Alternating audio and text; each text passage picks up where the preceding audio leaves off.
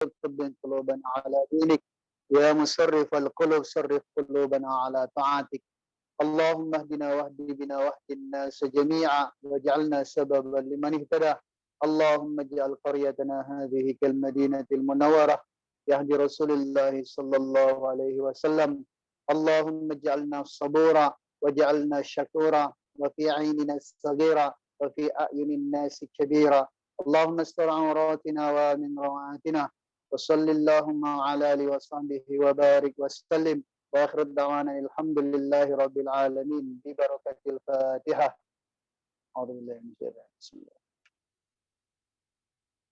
الحمد لله. Baik, demikian doa yang telah disampaikan oleh Ustaz Al-Mukarram Askar Masfi. Dan selanjutnya kita lanjut pemaparan oleh Ustaz Jamaluddin dengan waktu kurang lebih 10 menit. Silakan Pak Ustaz.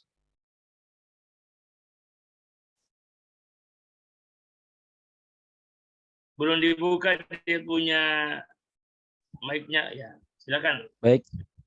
Bismillahirrahmanirrahim. Assalamualaikum warahmatullahi wabarakatuh. Alhamdulillahirabbil alamin. Shalatu wassalamu ala nabiyyina Muhammad sallallahu alaihi wasallam. Asyhadu an la ilaha illallah, asyhadu anna Muhammadan abduhu wa rasuluhu amma ba'd. Subhanahu wa ta'ala, karena hari ini kita diberi kesempatan kesehatan untuk senantiasa istiqomah dalam melaksanakan kewajiban kita sebagai mahasiswa di program doktor Universitas Islam Negeri Alauddin Makassar. Demikian pula salam dan salawat senantiasa tercurah kepada junjungan Nabiullah Muhammad sallallahu alaihi wasallam atas perjuangan beliau dan pengorbanan beliau hingga saat ini kita masih dapat menikmati keberkahan ilmu agama. Semoga keberkahan itu akan ada melekat dalam diri kita sampai akhir hayat.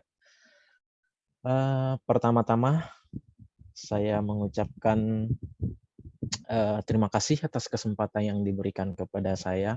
Salam hormat kepada pengampuh mata kuliah kita, Pak Dr. Muhammad Irham.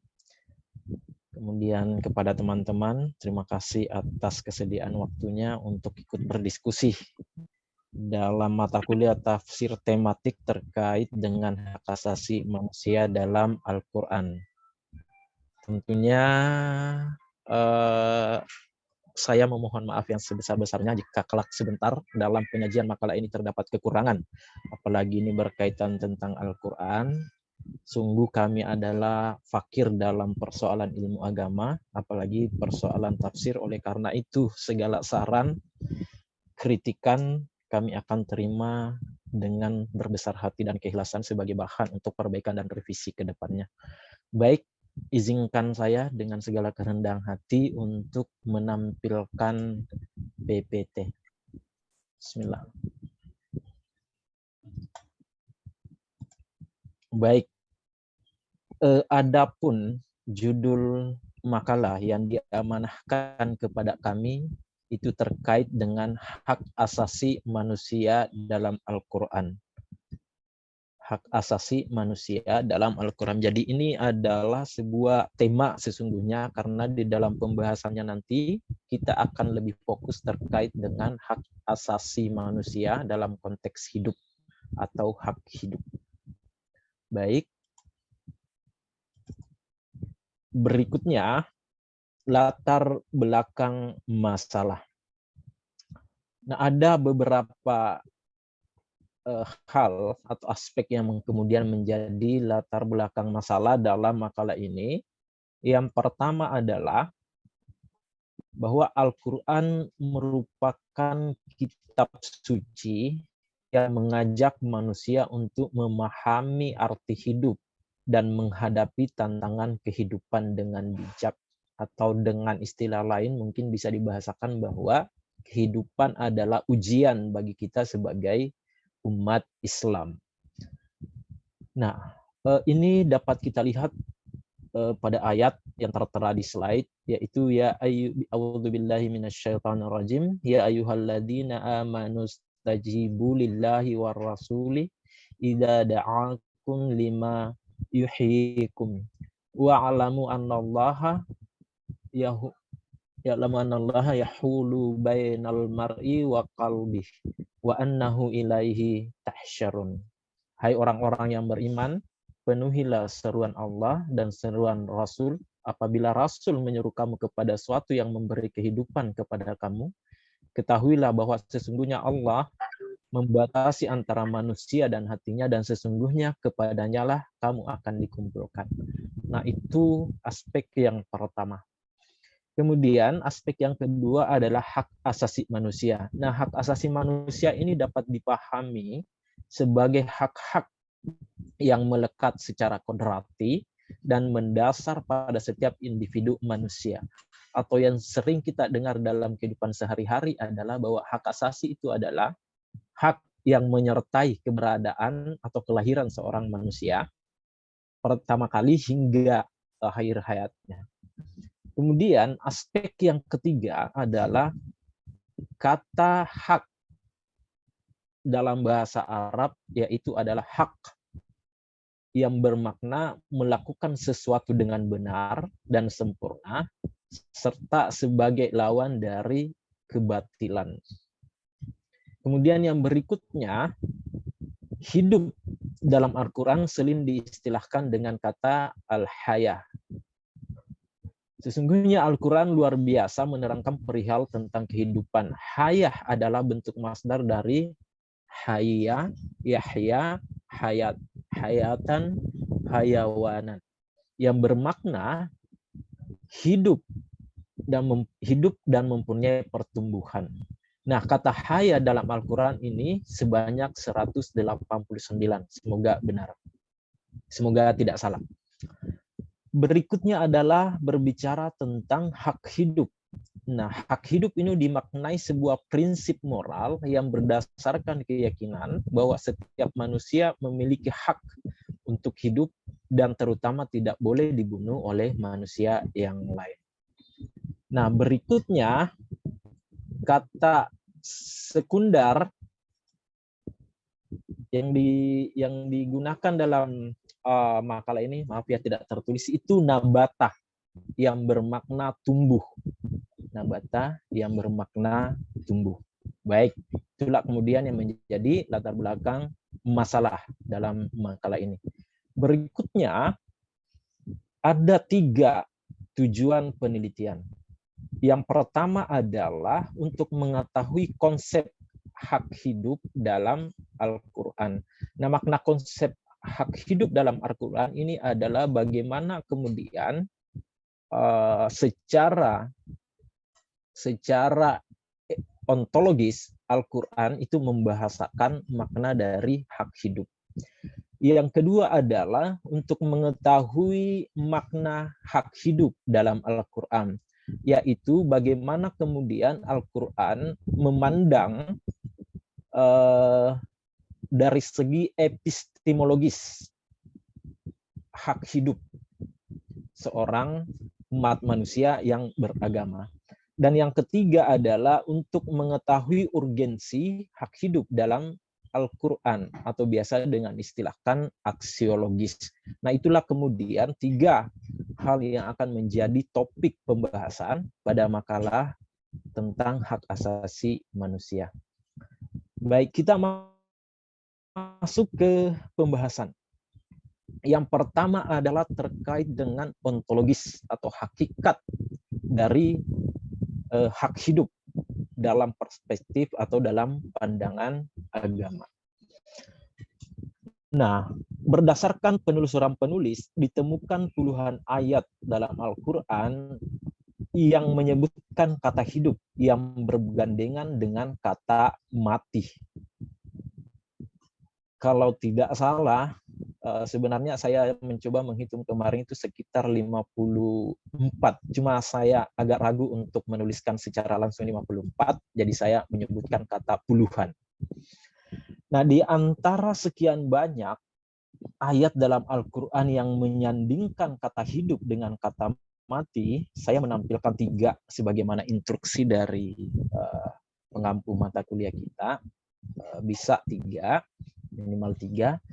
Nah, saya akan menampilkan 3 ayat. Yang pertama adalah surah At-Taubah ayat 116, kemudian surah Yunus ayat 56, dan surat Al-Mu'minun ayat 80.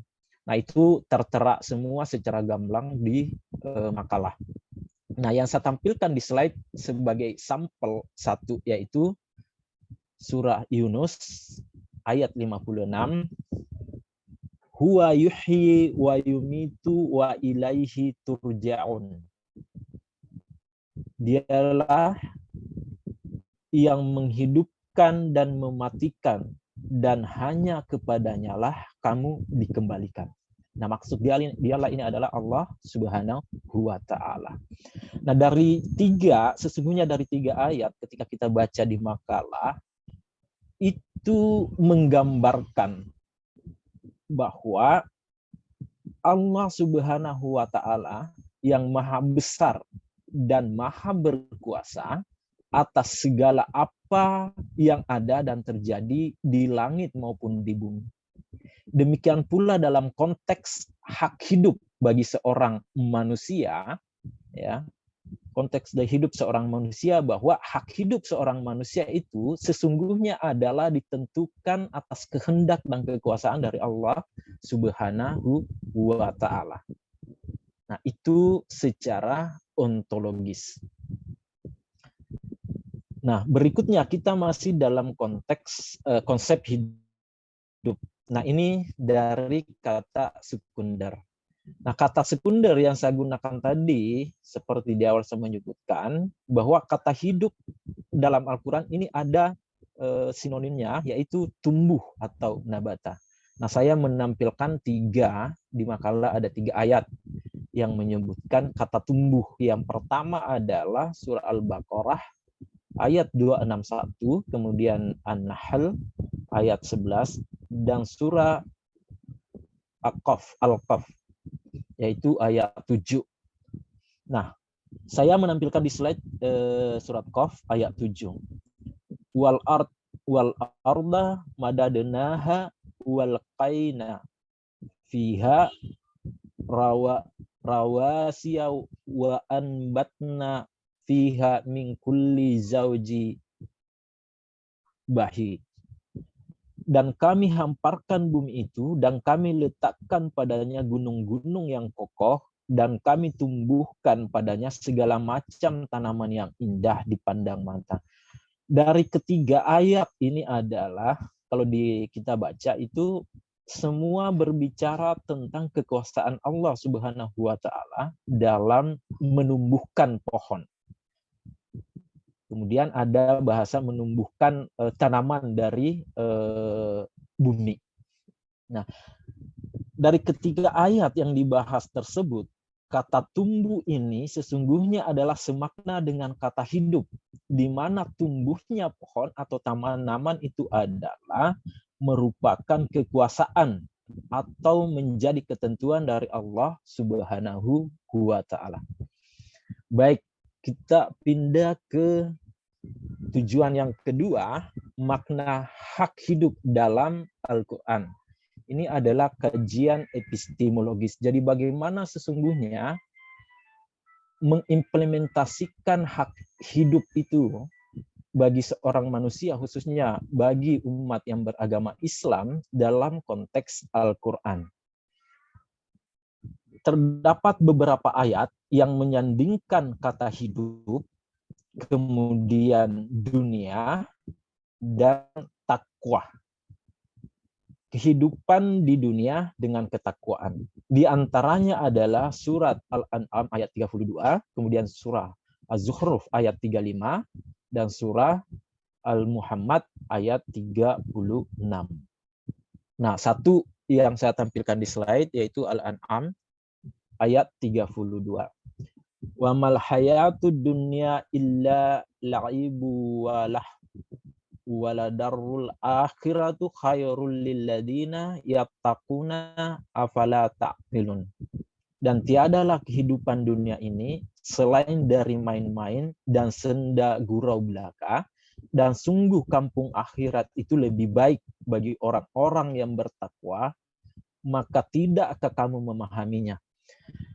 Dari makalah yang saya tampilkan, itu redaksi dari ketiga ayat adalah selalu menghubungkan kehidupan dunia, hidup di dunia dengan bahasa ketakwaan.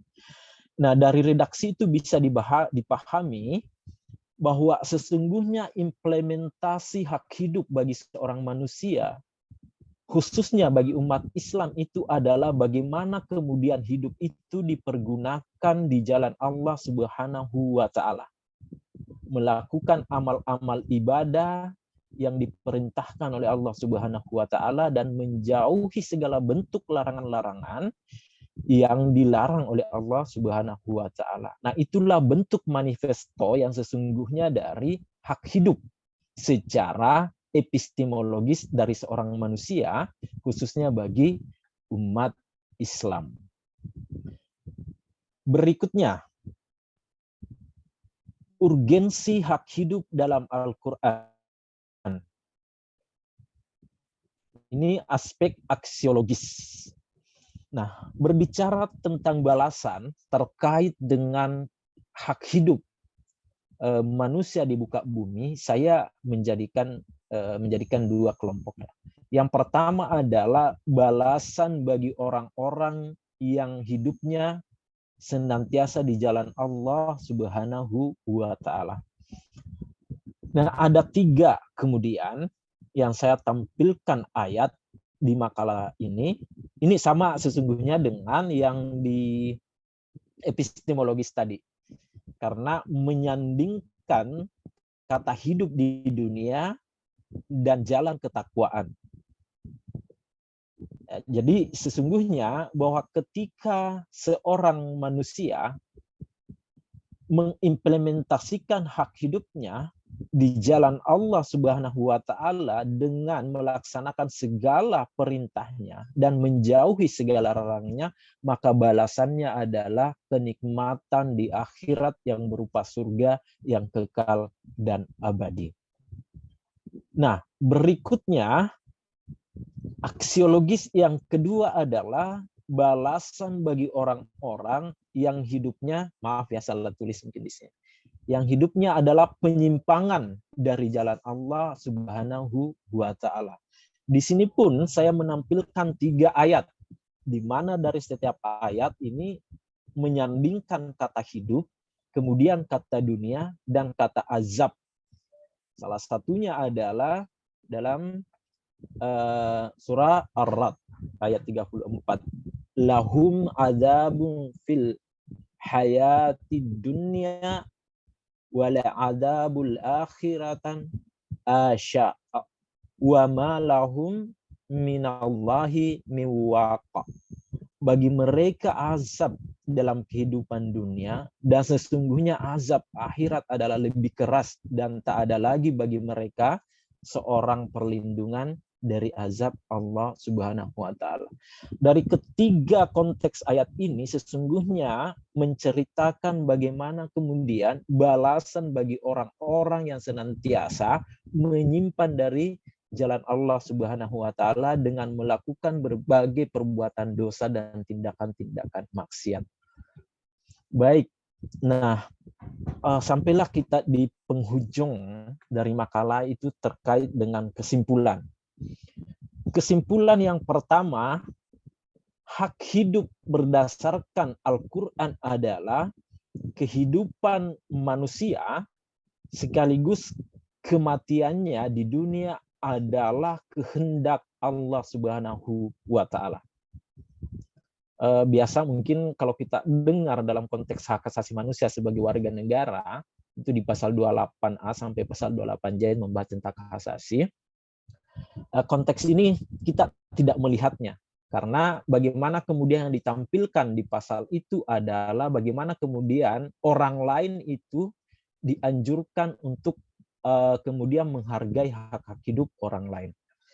Baik, kesimpulan yang kedua adalah makna atau konsep hak hidup berdasarkan Al-Quran adalah kehidupan dunia bagi seseorang manusia itu dijalani dengan melaksanakan segala perintah dan menjauhi segala larangan Allah Subhanahu wa taala. Dan senantiasa berusaha untuk menjauhkan diri dari tipu muslihat dunia yang melalaikan manusia dari nilai-nilai ketakwaan. Kemudian kesimpulan yang ketiga adalah segala perbuatan manusia selama hidup di dunia akan mendapatkan balasan yang setimpal di akhirat. Amal baik selama hidup di dunia akan dibalas dengan surga. Demikian pula sebaliknya, perbuatan dosa selama hidup di dunia akan dibalas dengan azab yang pedih.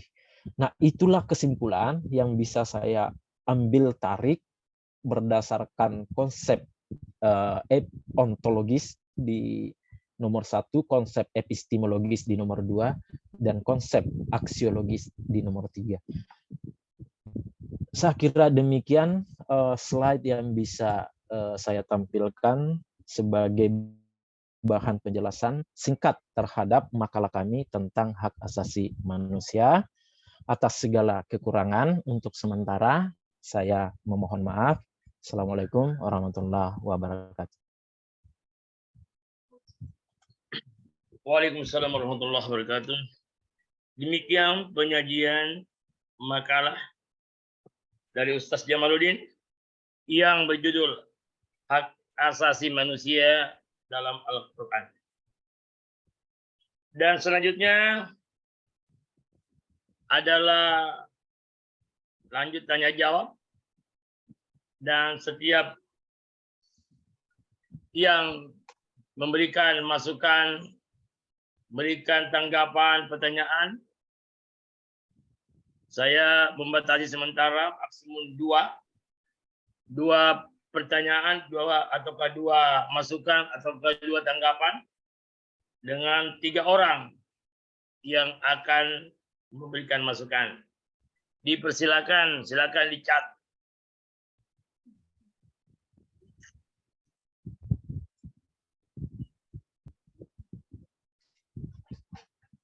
Silakan dimasukkan di chatnya siapa yang bergabung untuk Asgar Marzuki cuma angkat tangan, tidak bisa ngetik ini karena pakai handphone. Iya, yang angkat tangan boleh dilihat. Yang pertama Bapak Ustaz Asgar Marzuki. Ada lagi yang mau angkat tangan?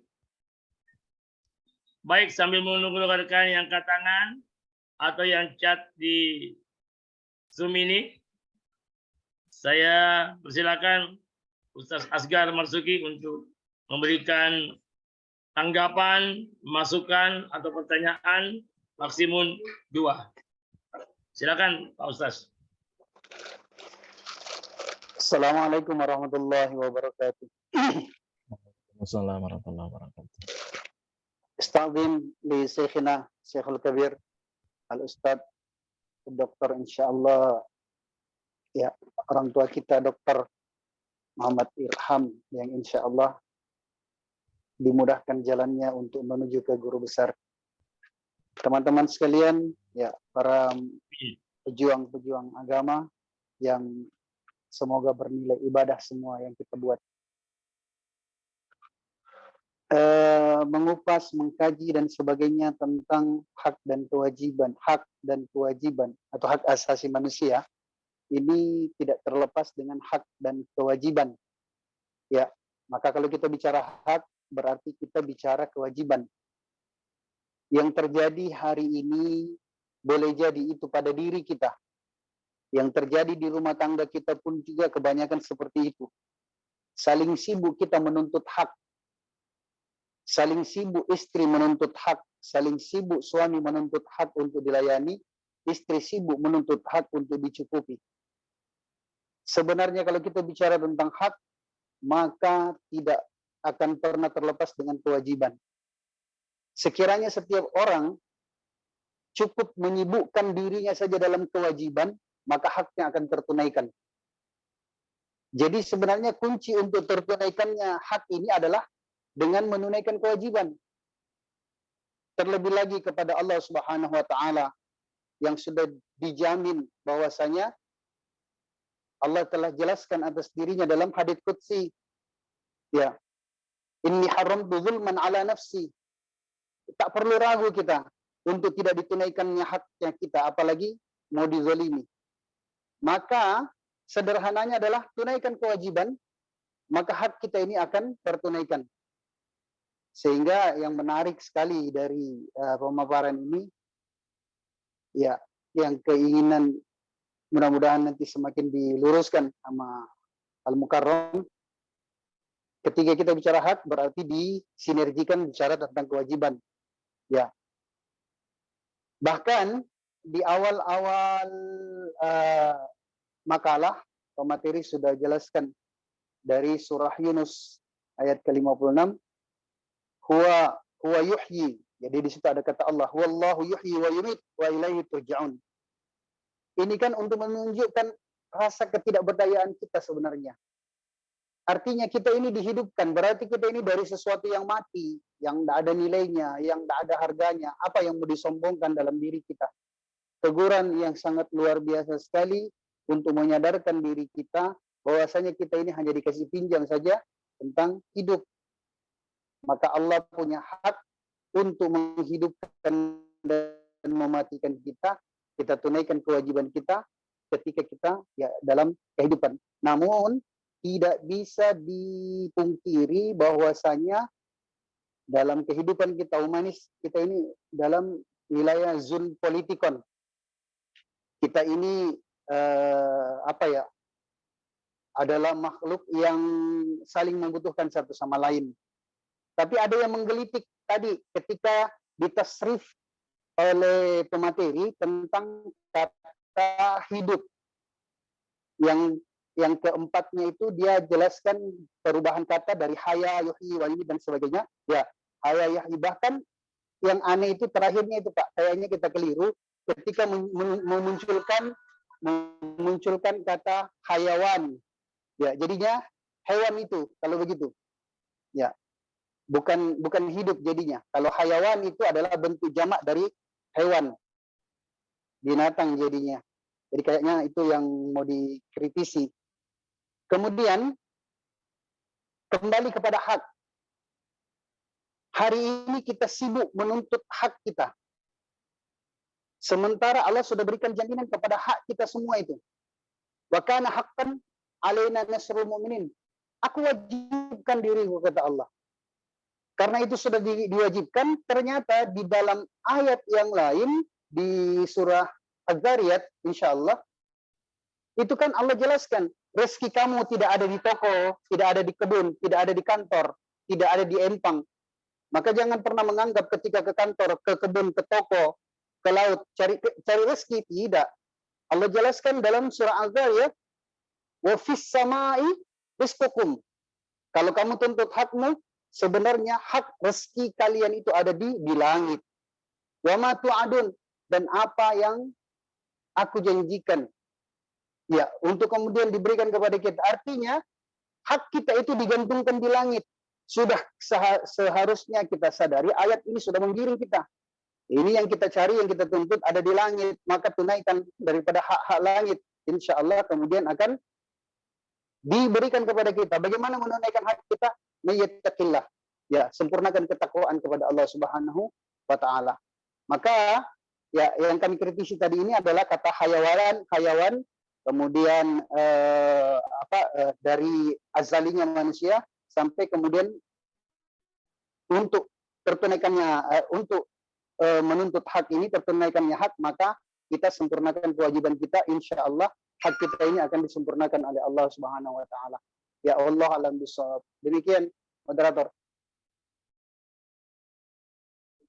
Baik, demikian tanggapan masukan dari Ustaz Asgar Marzuki yang mengenai isi materi dari penyaji.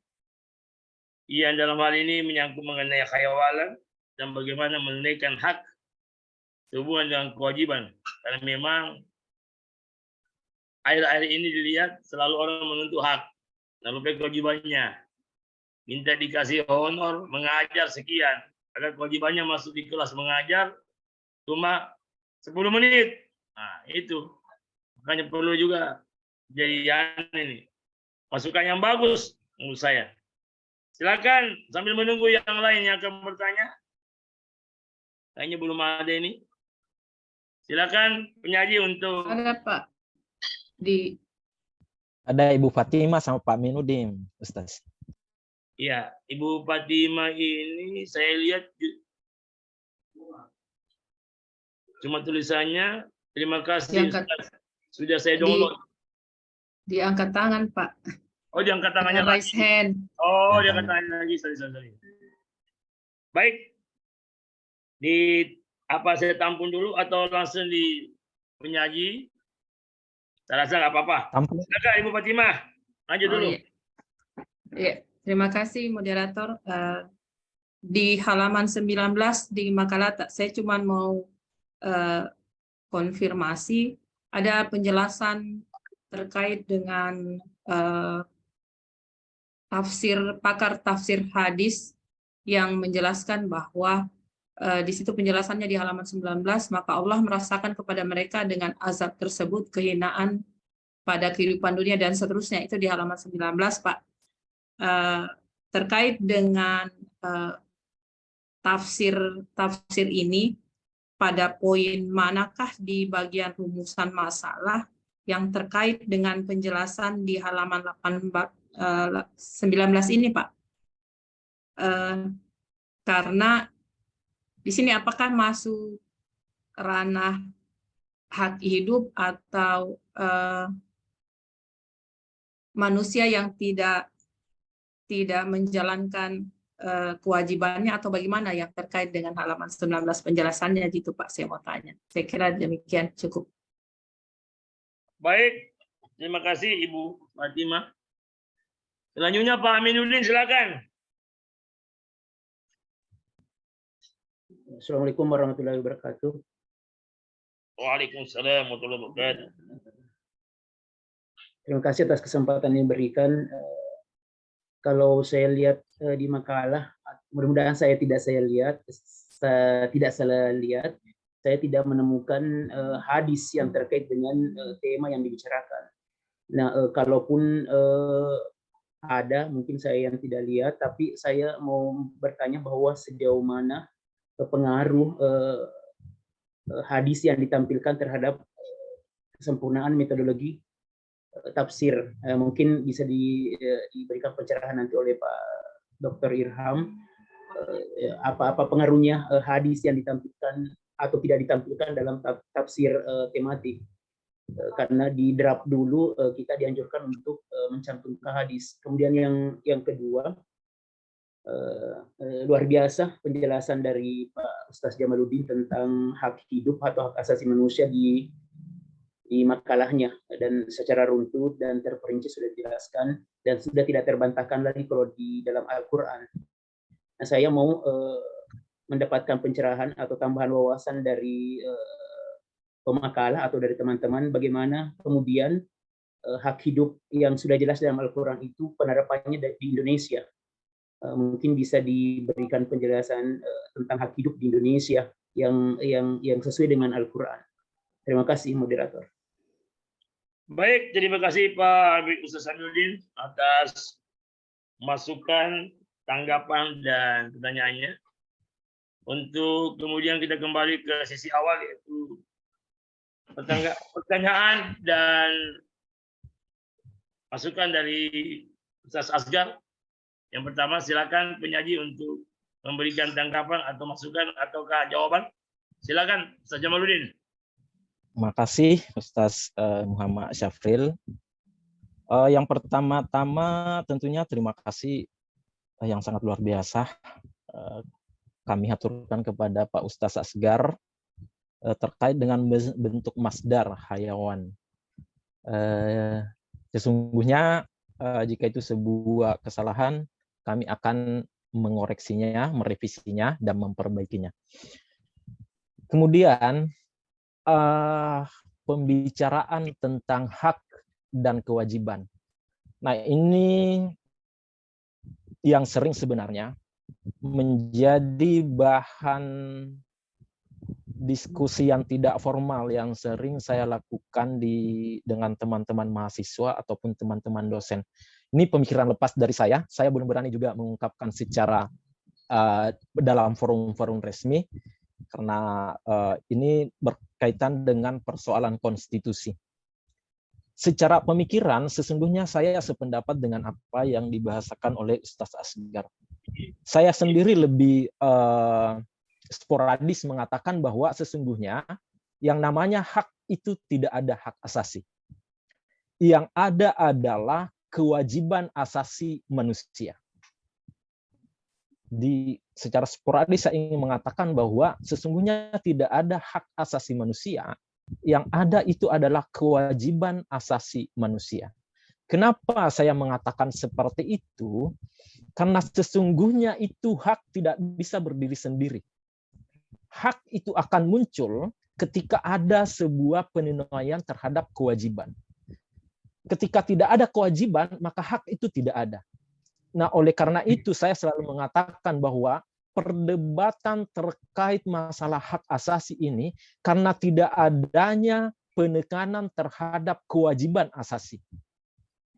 Nah, ketika kita berbicara tentang hak hidup, ketika semua manusia, ketika semua warga negara, ketika semua orang melaksanakan kewajibannya menghargai kehidupan orang lain, nah maka persoalan hak asasi ini tidak ada lagi. Ya, ketika kemudian seorang majikan selalu melaksanakan kewajibannya untuk memberikan gaji terhadap pembantu, misalnya anggaplah pembantu, maka tidak akan ada lagi perdebatan terkait dengan hak. Nah, ketika sebaliknya juga, ketika pembantu melaksanakan kewajibannya, maka tidak ada lagi perdebatan dari soal majikan, kenapa kemudian pembantu malas-malasan. Oleh karena itu saya mengatakan, walaupun secara redaksi berbeda dengan yang diungkapkan oleh Pak Asgar, saya sepakat bahwa sesungguhnya yang ada itu adalah kewajiban asasi manusia. Nah, kapan kemudian muncul kata hak ini? Nah, kata hak ini muncul ketika terjadi penyimpangan terhadap kewajiban asasi manusia. Nah, itu dalam konteks keumuman. Kalau kita berbicara dalam konteks agama, mohon maaf jika saya salah. Diluruskan ketika apa yang saya katakan sebentar salah. Ketika seorang hamba melaksanakan kewajibannya, menunaikan kewajibannya, apakah kemudian seorang hamba itu memiliki hak untuk menuntut kepada Allah Subhanahu wa taala? Ini konteks pemikiran lepas ya. Karena sering kita dengar ceramah bahwa masuknya ke dalam surga dan neraka, masuknya surga ke seorang hamba manusia itu karena keridhaan dan rahmat dari Allah Subhanahu wa taala, bukan atas penuntutan hak dari seorang hamba atas kewajiban-kewajiban yang dilaksanakan di muka bumi.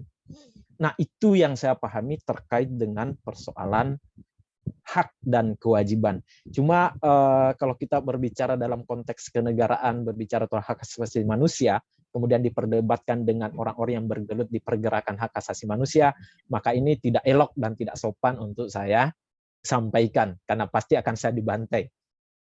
Ya, karena ini sudah diatur dalam konstitusi.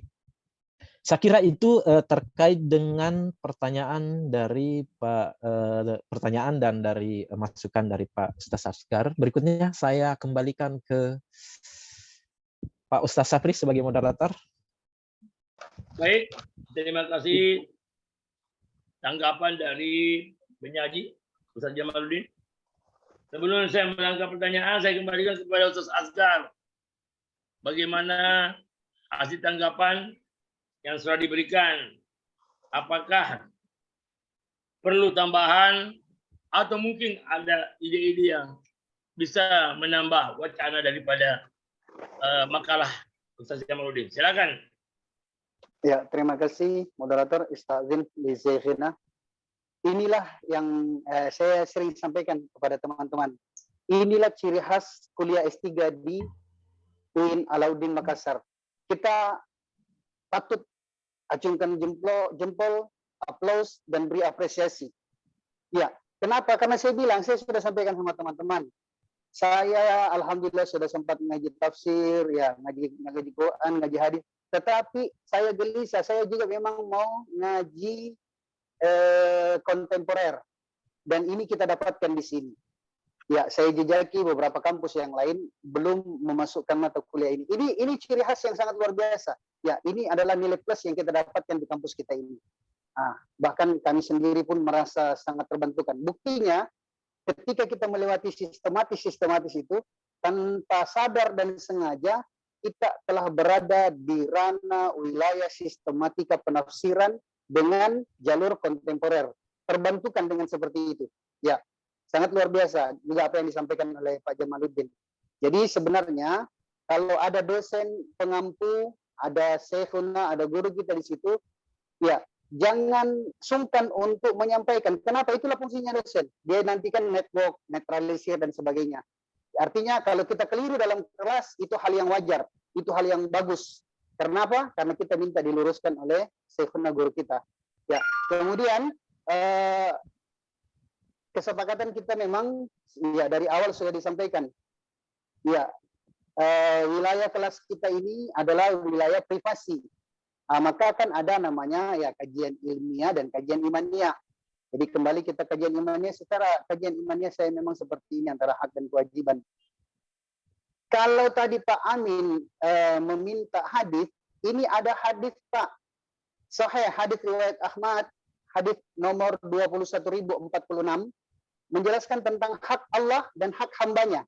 Ya, di situ sudah Allah Subhanahu wa taala telah jelaskan, fa inna haqqallah 'alal ibad, haknya Allah. Berarti haknya Allah, kewajiban yang akan engkau tuntut. Fa inna haqqallah 'alal ibad ayya'budu. Sembahlah Allah, wala yusyriku, dan jangan kamu syarikatkan. Tunaikan dua ini. Ya. Mohon izin Ustaz. Ya. Untuk pembahasan Pak Aminuddin nanti kita akan bahas. Kalau ada masukan dari rekan-rekan silakan. Jadi supaya enggak tercampur-campur dengan apa yang siap.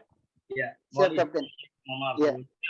Jadi menjadi tambahan redaksi yang diharapkan sama-sama. Kemudian yang tadi yang saya ini kan antara hak dan kewajiban, ya kita sudah sepakat bahwasanya jangan pernah berharap kewajiban akan tertunaikan ketika hak itu tidak disempurnakan. Maka ketika setiap seseorang ini menyempurnakan kewajibannya, yakin dan percaya tidak akan ada kezaliman lebih-lebih dari sisi Allah. Tanpa meminta seorang hamba dia akan diberikan oleh Allah Subhanahu wa taala. Namun konsep meminta berdoa bukan mendikte Allah.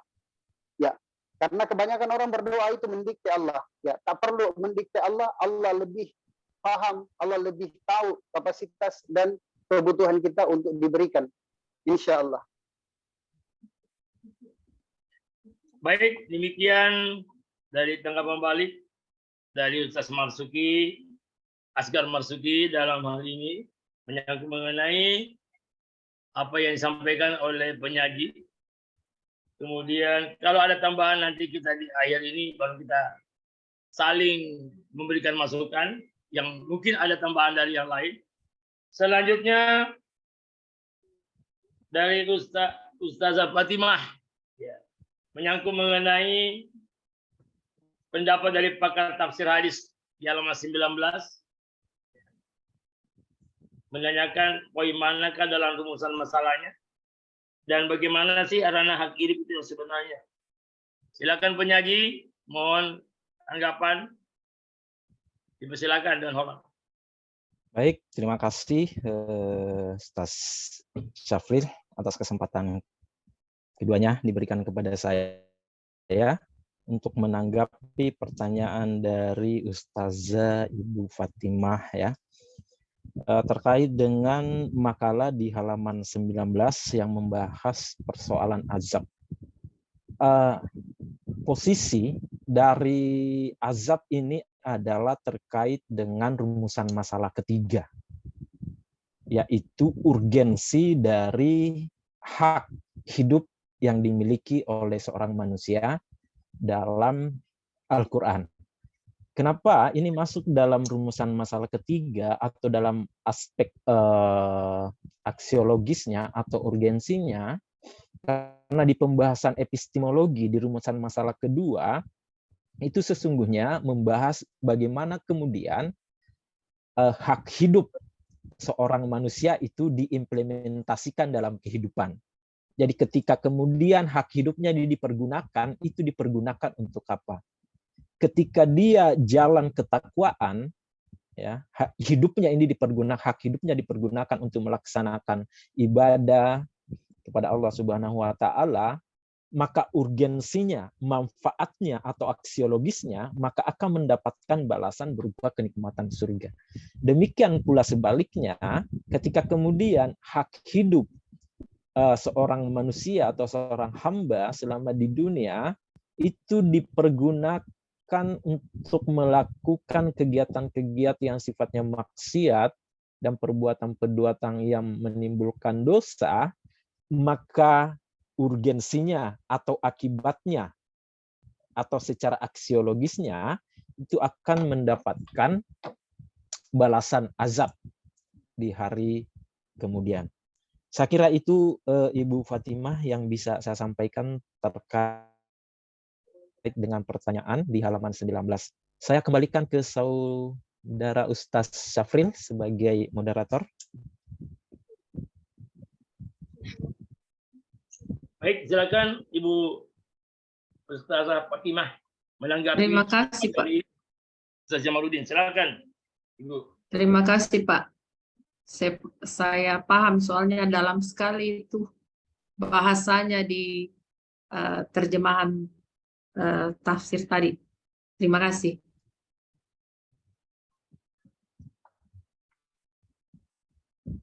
Baik, yang ketiga dari Ustaz Jamaluddin menyangkut mengenai tidak ditemukannya hadis tentang bagaimana metodologi, dan yang kedua bagaimana pendapat tentang hak hidup di Indonesia saat ini. Silakan penyaji Ustaz Jamaluddin. Baik, terima kasih kepada Saudara Ustaz Syafril atas kesempatan ketiga kalinya yang diberikan kepada kami. Terkait dengan masalah hadis, dengan segala permohonan maaf dan kekurangan yang penulis miliki, di makalah kami itu tidak tertera penguatan masalah hadis. Kemudian pertanyaan kedua, sejauh mana pengaruh hadis, saya mungkin bisa mengharap bantuan dari teman-teman yang lain, mungkin dari Pak Ustaz Asgar terkait dengan pengaruh hadis dalam implementasi hak hidup dalam Al-Quran.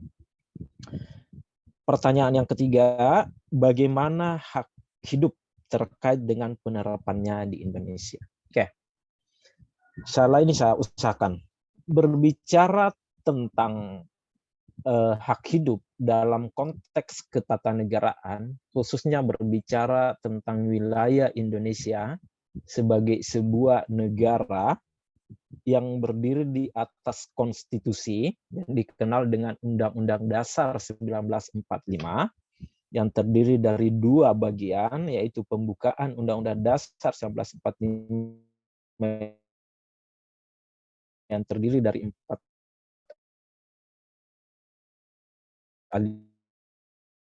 ini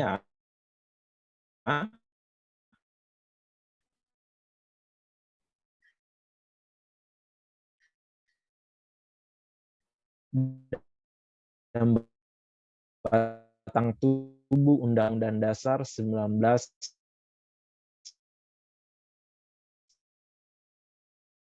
kemudian tanggal 29 di sidang BPUPKI, ya, hasil sidang BPUPKI yang pertama oleh panitia 9 itu lahir Piagam Jakarta atau Jakarta Charter. Nah, satu hal yang menjadi perdebatan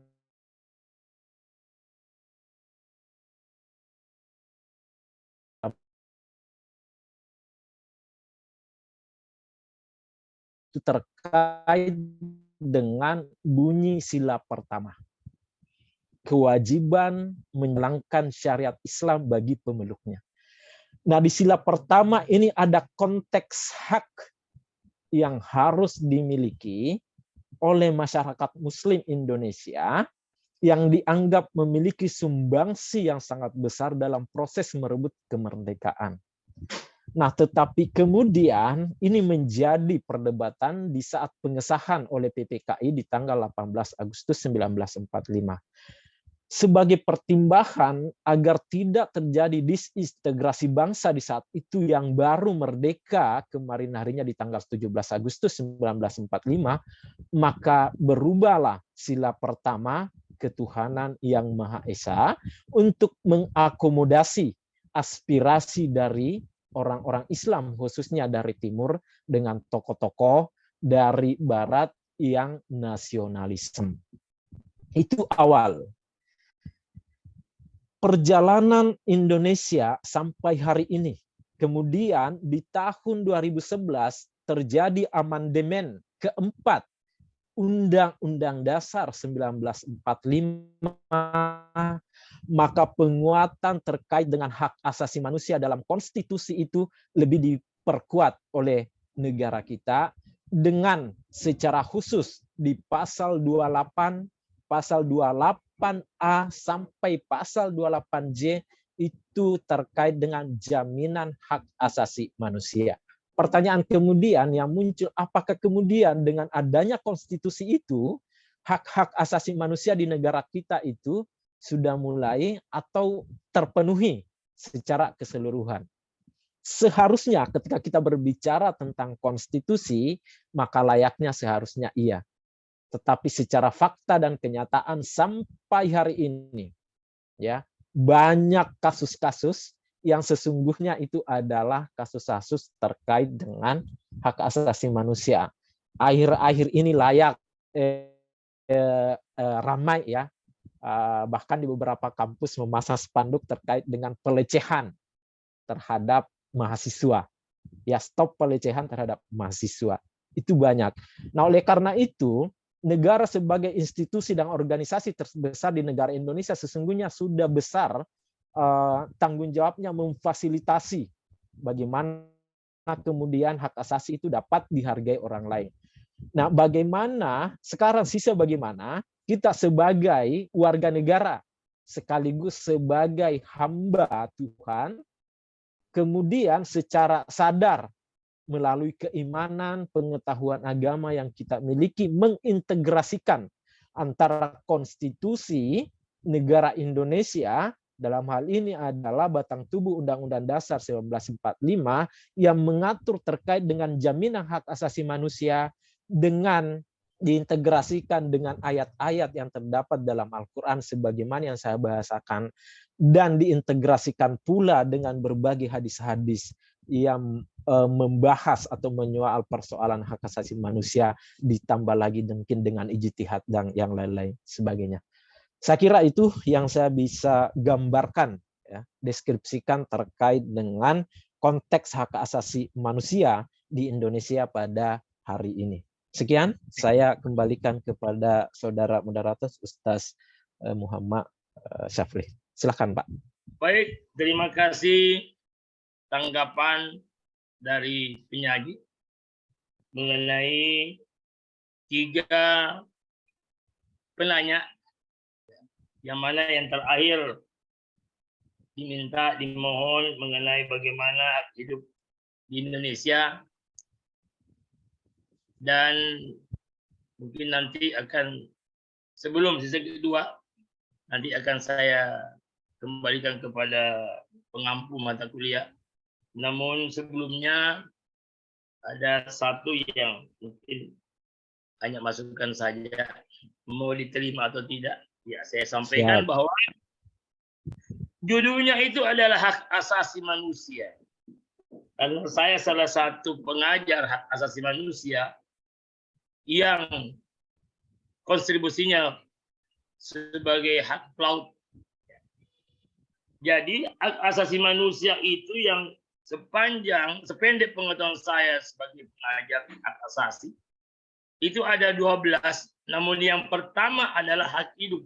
Nah, penyaji sudah menjelaskan hak hidup. Hanya saja masukan saya, supaya di halaman latar belakang itu tercantumkan batasan masalah yang penulis bahas hanyalah masalah menyangkut hak hidup dan yang berhubungan dengan hal yang dimaksud. Karena kebicaraan hak asasi manusia banyak. Jadi harus ada penjelasan awalnya, di latar belakang akhirnya, di bagian akhirnya menjelaskan bahwa kami hanya membahas mengenai hak hidup dan yang berhubungan dengan hal tersebut, supaya tidak terlalu menyimpang jauh. Ya. Kemudian dari Ustaz Aminuddin minta tanggapan rekan-rekan. Kalau tidak puas Pak Aminuddin, nanti pengampu mata kuliah yang membahasnya menyangkut mengenai bagaimana sih hak hidup di Indonesia saat ini. Nah itu Pak Ustaz Aminuddin, apa yang sudah disampaikan penyaji bahwa sudah dijelaskan di pasal 28A di dalam aturan ketatanegaraan kita, bahwa setiap orang berhak untuk hidup serta berhak mempertahankan hidup dan kehidupannya. Yang mana salah satu contoh hak warga negara adalah mendapatkan tempat tinggal yang layak. Tetapi kalau kita lihat kehidupan negeri kita ini, ya notabene ada yang pro, ada yang kontra. Dan kalau kita menjelaskan panjang lebar, bukan lagi materi tafsir hadis yang kita bahas, tapi sudah masuk di ranah politik. Ya. Jadi bukan hanya yang disampaikan penyaji adalah stop pelecehan mahasiswa, tetapi bagaimana penggusuran di mana-mana yang sebenarnya notabene tidak terjadi pada yang sebelumnya, tapi karena lain pemimpin, lain pimpinan, lain cara, bukan pemimpin Pak ya. Dan pemimpin belum ada yang saya dapatkan pemimpin. Baru Rasulullah SAW. Yang lainnya tidak ada pemimpin, hanya pimpinan saja. Jadi pimpinan negeri ini memiliki lain ya karakter dan cara menangani negeri ini. Saya rasa saya tidak panjang lebar. Mungkin penyaji bagaimana dengan tadi usulan saya supaya di latar belakang akhirnya ditambah batasan yang dibahas adalah hak hidup, ya, supaya tidak kemana-mana hak asasinya. Karena juga ada hak asasi manusia untuk mendapatkan Pekerjaan profesi, yang pekerjaan. Ya. Jadi Salah, Ustaz. kalau sudah terima, maka selanjutnya saya serahkan kepada pengampu. Mungkin ada ketajaman daripada kita punya pembahasan hari ini dari Ustaz Jamaluddin dan menambah wawasan kita terhadap hak asasi manusia, terutama hak hidup. Dan dengan hormat kepada Bapak pengampu, Bapak Dr. Muhammad Irham, Ustaz, untuk dapat menyampaikan masukan-masukan arahan tambahan ilmu buat kami. Ya. Dipersilakan dengan hormat.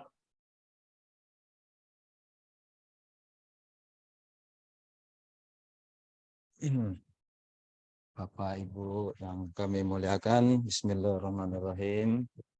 Assalamualaikum warahmatullahi wabarakatuh. Waalaikumsalam warahmatullahi wabarakatuh. Alhamdulillah. Diskusi yang sangat tajam, menarik dari kita semua ini ya.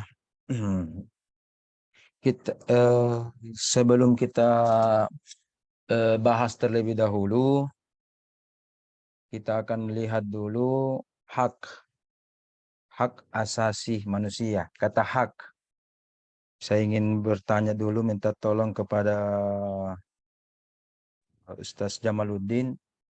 Hak yang dimaksud ini Pak Ustaz, haknya orang Indonesia atau haknya orang Arab? Misalkan ya, misalkan kami berikan contoh ya. Saya berikan kami contoh. Kalau misalkan kita bilang huruf ya. Kalau huruf itu, kalau bahasa Indonesia itu huruf, satu huruf. Tapi kalau dalam bahasa Arab, huruf itu artinya banyak huruf. Ya. Contoh, ulama. Ulama berarti satu ulama kalau Indonesia. Tapi kalau bahasa Arab, ulama itu banyak orang pintar, banyak ulama lah. Ya, pertanyaan kami Ustaz Jamaluddin ini, haknya itu hak versi orang Indonesia atau hak versi orang Arab? Kalau ya kalau sholat oke lah, sama aja ya. Sholat yang dimasuk Indonesia dengan orang Arab, bahasa Arab sama. Tapi ada beberapa istilah tertentu mungkin beda sekali atau mirip atau beda sedikit. Nah, Ustaz Jamaluddin, tabe. Saya mau dengar dulu suara tak. Iya, iya. Kalau dalam kita merujuk ke makalah Ustaz ya. Oke. Kalau berdasarkan pemakaran makalah, ini seluruh umat manusia, hak seluruh umat manusia sebagai ciptaan Allah Subhanahu wa taala. Jadi bukan dalam konteks keindonesiaan dan bukan dalam konteks kearaban. Oke, itu maksud tak. Tetapi kalau kita bicara ontologi dulu ini, supaya sepakat kini, Iya, hak iya. versi bahasa Arab atau mau dibandingkan dua-duanya? Si bahasa. Oke, coba. Kalau hak versi Arabnya Ustaz. versi Arabnya, mau versi Arabnya. Iya, Oke, kami bukakan kitab dulu. Oke, oh share. Oke, sudah bisa share. Kita akan bukakan kitab ya. Oke, ini kita bahasa ya. Salah satu kitab bahasa tertua di dunia ini, cenderung lebih dekat masanya dengan tabi'in ya, sahabat tabi'in. Kalau kita bahasa itu semakin tua semakin berbobot, semakin baik, karena kalau dekat dengan sahabat, dengan dekat dengan periode tabi'in berarti dekat dengan bahasanya Nabi ya. Ya, beda kalau kita lihat kamus kontemporer, itu mungkin semakin jauh dari Al-Qur'an itu ya. Misalkan kita berikan contoh, Al-Qur'an berfirman surah Yusuf itu surah ke-12, juz ke-12 juga, wajatis sayyarah, telah datang as-sayyarah. Kalau di kamus itu atau di Google juga bisa kita lihat, sayyarah itu artinya secara umum itu mobil. Ya, sayyarah artinya mobil. Kalau kita terjemahkan, wajatis sayyarah, telah datang mobil. Ini kisah Nabi Yusuf. Berarti ada mobil itu pada zaman Yusuf. Nah, enggak kan? Nah, berarti kita lihat sayyarah dulu, orang Arab dulu itu pada masa dahulu itu artinya sayyarah apa? Sekarang oke, sayyarah artinya mobil, tapi dulu tidak ada mobil. Apa kira-kira artinya sayyarah? Oke. Kenapa? Dekat masanya ya. Kalau kamus itu dekat dengan masanya, dengan Nabi dan Rasul itu cenderung kita bisa pahami. Di situ kita artikan. Saya minta tolong bantuan Ustaz Asgar untuk membaca atau menerjemahkannya dan menerjemahkannya. Mungkin Pak Asgar bisa menyumbangkan suaranya. Silakan. Saya pakai handphone. Ada Pak Asgar. Ya. Saya buka Silakan. handphone yang satu lagi, Ustaz. Ya. Yang Ya. sebentar saja. Allahumma shalli. Saya buka di handphone yang satu-satu. Ya.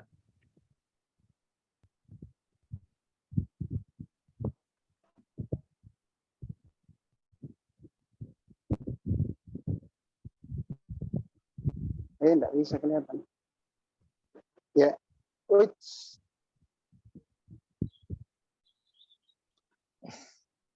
Hakun. Al-ha'u wal qaf aslu. Enggak jelas. Aslun wahidun. Wa huwa yadullu ala ihkam syai'. Falhaq Wasihatihi. wasihati dan sahihnya. Falhaq Artinya maka seutama-utamanya hak. Apa ini Ustaz? Tidak jelas ini. Oke, saya terjemahkan langsung. Batil. Coba kita lihat. Terima kasih. Oke. Haqqah, kata haqqah, lafal haqqah yang kita akan pelajari sekarang hari ini. Haqqah, kita penguatan ontologi dulu. Haqqah itu, ini versi bahasa Arab ya. Sebentar kita rujuk kepada bahasa Al-Quran, hadis, dan penggunaan di Indonesia. Haqqa dalam bahasa Arab terdiri dari dua huruf dasar, huruf ha dan huruf qaf. Haqq ya. Aslun wahidin memiliki makna asal yang satu, menunjukkan apa? Ihkam syai', ihkam itu kokohnya. Kokohnya, stabilnya sesuatu, wasihatihi dan benarnya. Jadi benar dan kokoh, berarti tidak bisa berubah. Itulah bedanya Bapak-bapak, Ibu-ibu, kata al-haq dengan as-shawab. Kita tulis ya. Dalam bahasa Arab itu benar itu bahasa Arabnya dua. Ya. Benar itu bahasa Arabnya dua. Yang pertama al-haq, yang kedua as-shawab. Sama-sama benar. Sama-sama benar. Apa bedanya? Al-haq itu benar yang kokoh, tidak berubah. Artinya dia stabil. Ya. Namanya hak, namanya kebenaran absolut. Nah, kita biasa istilahkan kebenaran absolut. Ya. Kebenaran absolut. Absolute. Oke, kebenaran mutlak. Ya, misalkan kita semua akan mati. Kebenaran mutlak itu. Allah itu Esa. Kebenaran mutlak. Ya kan? Jadi ada kebenaran mutlak. Satu. As-shawab itu kebenaran yang relatif, tidak mutlak. Menurut Ustaz Asgar benar, mungkin menurut Ustaz Jamal kurang tepat. Ya kan? Menurut Ustaz Jamal benar, menurut Ustaz Yusuf mungkin salah. Itu namanya kebenaran relatif. As-shawab namanya. As-shawab. Makanya seorang guru, kita ini di dunia pendidikan ya. Seorang guru ketika memeriksa dikatakan berapa as-shawabnya ini murid tak? 10 benar, 1 salah. As-shawab namanya. Tidak boleh, tidak bisa bilang al-haqnya ini muridku. Karena guru mungkin benar, tetapi siapa tahu namanya manusia khilaf. Ya kan? Salah periksa. Mungkin. Ya kan? Dan seterusnya. Maka al-haq itu kata Al-Quran, al-haqqu mir rabbik. Kebenaran absolut yang mutlak itu mir rabbik. Hanya dari Allah. Manusia dan seterusnya mungkin kebenarannya relatif. Ya kan? Menurut orang Makassar baik, mungkin menurut orang Mandar tidak. Dan sebagainya, orang di sini baik, seperti misalkan ada budaya-budaya apa ya, buang air besar dan sebagainya, ya kan? Itu ada yang baik menurut orang ini, ada yang mungkin negara lain tidak baik, ya kan? Misalkan buang gas dan seterusnya. Oke, al-haq itu benar, benar yang absolut, benar mutlak, ya. Kita lanjut. Coba kita lihat. Ini yang paling utama. Al-haq itu lawan katanya dari batil. Oke, kalau as-shawab itu lawannya khata'. Lawan katanya antonimnya. Ini yang utama. Ada dalam bahasa, ilmu bahasa namanya makna awal dan makna pengembangan. Makna awalnya al-haq itu adalah kebenaran mutlak. Kebenaran mutlak. 90% kata hak dalam Al-Quran itu 200 lebih terulang. Itu menunjukkan kebenaran mutlak dari Allah. Al-Quran turun bil haqqi. Secara benar, tidak mutlak. Tidak boleh bilang, Al-Quran itu mungkin turun atau mungkin tidak. Iya kan? Mungkin itu Al-Quran turun. Atau kebenarannya Al-Quran itu mungkin, tidak. Kalau tafsir, kebenarannya namanya as-shawab. Pemahamannya manusia, as-shawab. Pemahaman saya, pemahaman siapapun itu as-shawab. Tapi kalau Al-Quran, itu al-haq, benar. Benar. Ya, benar mutlak. Nah, itu. Oke. Ada namanya makna pengembangan. Makna pengembangan al-haqqu syai'i wajabah. Haknya sesuatu itu adalah kewajiban. Artinya orang Arab itu memahami hak itu adalah kewajiban. Saya ulang, hak itu sama dengan kewajiban. Makanya tadi Ustaz Asgar bilang tidak ada itu hak, yang ada kewajiban. Itu benar. Ada mengatakan yang ada itu hak. Betul, orang Indonesia itu ada haknya. Tapi kalau orang Arab tidak mengenal kata hak. Orang hak itu al-haq, walaupun itu al-haq, haqqan alal muhsinin, alal muttaqin. Coba saya berikan contoh ayat dalam Al-Quran. Dan kita lihat terjemahan dari Quran Kemenak. Misalkan kita berikan contoh.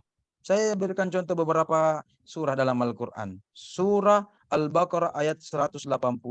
Ini terjemahan Kemenak. Di situ dikatakan, ya, di situ dikatakan, coba lihat. haqqan 'alal muttaqin. Iya kan? Haqqan 'alal muttaqin ini berbicara tentang wasiat ya. Wasiat dan seterusnya. Haqqan itu kira-kira apa? Kalau kita terjemahkan kalau bahasa Indonesia, haqqan 'alal muttaqin berarti ini haknya orang bertakwa ini. Haknya. Tetapi mari kita lihat terjemahan Kementerian Agama dengan tim penerjemahnya. Apa terjemahannya di situ? Pak Jamal, ini adalah kewajiban. Kewajiban. Kewajiban. Makanya tadi dikatakan hak itu dalam bahasa Arab artinya kewajiban. Nah, satu ya. Makanya saya tanya tadi Pak Jamal kembali dari awal. Haknya orang Indonesia atau haknya bahasa Arab? Kalau hak Indonesia betul adalah kepemilikan. Hak saya ini, saya punya laptop, saya punya apa dan sebagainya. Hak kepemilikan. Tetapi kalau hak bahasa Arab, hal hakku haqqan, itu adalah kewajiban. Ya, coba lihat bandingkan juga ayat 241, 238, 234 dalam surah Al-Baqarah, ada contoh-contohnya. Di sini yang saya buat, itu juga artinya kewajiban. Kalau khusus 236 itu diterjemahkan Kemenak itu bukan kewajiban, hak. Haqqan 'alal muslimin, ketentuan. Ketentuan, kebenaran, ketentuan, kewajiban. Oke. Situ lebih contoh situ. Oke, lanjut. Kalau bagaimana hadis Nabi? Ini hadis yang populer, Bapak Ibu-ibu. Hakul muslimi 'alal muslimi situn. Terjemahannya, kewajiban muslim kepada muslim yang lain. Ya kan? Ada enam. Apabila kita bertemu, wajib mengucapkan salam. Apabila kita diundang, wajib kita penuhi. Tadi Pak Asgar di awal pertemuan minta nasihat. Kalau begitu kita pengantar dulu Ustaz. Oh, ya, oke. Saya ingat ini hadis. Betul, saya ingat ini hadis. Wah, karena ada yang haknya Ustaz Asgar minta nasihat, minta prolog ketika sambil menunggu teman-teman tadi di awal perkuliahan, maka kewajiban saya adalah memberi nasihat. Oke. Kalau ada orang minta nasihat, iya, wajib kita. Kalau tidak minta terserah kita. Mau kita nasihati, kalau misalkan dekat dengan kita, mubahlah minimal antara mubah dengan sunnah hukumnya, ya. Nah, itu nasihat. Tapi kalau ada orang minta betul nasihat, wajib mentom, ya kan? Wajib mentom. Teman dekat saya ini, saya harus kasih nasihat ini, sunnah bagi saya ini untuk saya supaya daripada terjerumus kan? Iya kita dan sebagainya. Itu minimal hukumnya sunnah kita lakukan nasihat. Tapi kalau ada orang minta nasihat, itu betul-betul itu wajib kita berikan nasihat. Kalau orang minta ya, itu dan seterusnya. Apabila bersin, kemudian kan, dan seterusnya. Jadi bagaimana? Kita pahami. Berarti hak yang dimaksud di sini apa Bapak-bapak, Ibu-ibu? Kalau hak dalam bahasa Arab, yaitu yang dimaksud adalah kewajiban. Ya, hakun halal muttaqin. Ternyata keterjemahannya bukan haknya ini orang bertakwa, bukan, tetapi kewajibannya bagi orang. Itu dua kali dalam Al-Quran itu. Satu tadi itu ayat yang saya tampilkan dengan berapa tadi itu? Ayat 241 juga. Atau ya 241 juga itu bisa kita lihat dengan 180 haqqan 'alal muttaqin itu ayat itu. Ya, dan seterusnya. Kita lihat lagi kata tadi hidup. Kata hidup. Kata hidup. Al-haya. Di mana tadi itu bilang hayawan? Pak Asgar. Halaman berapa itu bilang hayawan? Halaman Tadi 1, dipresentasikan bentuk masdarnya itu, Ustaz. Iya, cocok. Perubahan. Tapi halaman berapa itu di makalah, iya? Saya belum sempat, Ustaz. Di halaman 2 Ustaz. ya pembahasan. Halaman 2 paragraf kedua. Halaman 2 paragraf 2. Ini ya kami tampilkan dulu, minta izin coba tampilkan. Oke. Ini haya adalah bentuk masdar ini ya. Ini Iya, Ustaz. itu di bawahnya lagi kata hak.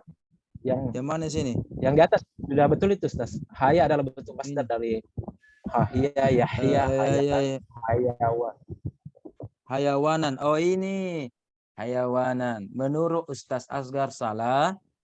Kalau diutip footnote halaman keempat siapa ini? Syabjali. Oke, ensiklopedia ya. Oke. hayawan, hayawanan. Coba lihat Pak Asgar ya. Kita lihat lagi kamus itu. Tadi kamus yang saya sampaikan itu namanya kamus Maqayis Lughah. Kamus Mu'jam Maqayis Lughah. Kita lihat lagi nih Pak Asgar. Kalau begitu Pak Asgar nanti juga langsung baca ini supaya coba lihat. Ini ya Pak Asgar ya dan yang lain semua ya. Hayyah, makna dasarnya hayat ya. Makna dasarnya hayat. Coba kita lihat. Oke. Oke. Lawan dari al-maut. Lawan dari mati, hidup. Dan makna juga itu haya itu istihya, malu-malu orang. Ya, innallaha la yastahi malu ya. Fal awwalu fa ammal awwalu masdarnya itu al-hayatu wal hayawanu. Jadi begini Pak Asgar, betul benar Ki itu kalau bilang Ki itu orang awam itu. Apa bahasa Arabnya hewan? Hayawan. Oke. Itu orang awam itu. Tapi setelah kita mendalami, sudah belajar di pasca dan sebagainya, kajian bahasa, kalau kamus Mahmud Yunus, kamus modern, kamus kontemporer, bolehlah. Apa bahasa Arabnya hewan? Hayawan. Oke. Tetapi coba lihat kita ini. Masdarnya hayya bukan hanya hayatun, ya. Coba, tapi juga adalah hayawan. Lawannya, lawannya al-maut, al-mautan. Nah, dikasih haya ini ditambah timbangan alif dan nun. Seperti ghafarah, gufron. Ya, gufronaka rabbana wa ilaikal masir. Ya kan? Quran, qiraah, Quran dikasih alif dan nun. Ketika haya ini dikalif timbangan alif dan nun, itu ada lagi makna pendalamannya itu. Maka timbangannya hayawan. Oke. Di Arab itu selain manusia ya, makhluk nyata ya. Kita tidak bicara tentang jin, syaitan atau malaikat, makhluk nyata. Orang Arab itu melihat ada dua. Selain manusia, dia lihat tumbuhan dan hewan. Ya, tumbuhan dan binatang. Mohon maaf. Binatang itu diberikan kata hayawan. Karena binatang itu jelas-jelas kentara seperti manusia, seperti kita, hidup ya. Ada darahnya ketika disembeli, iya kan?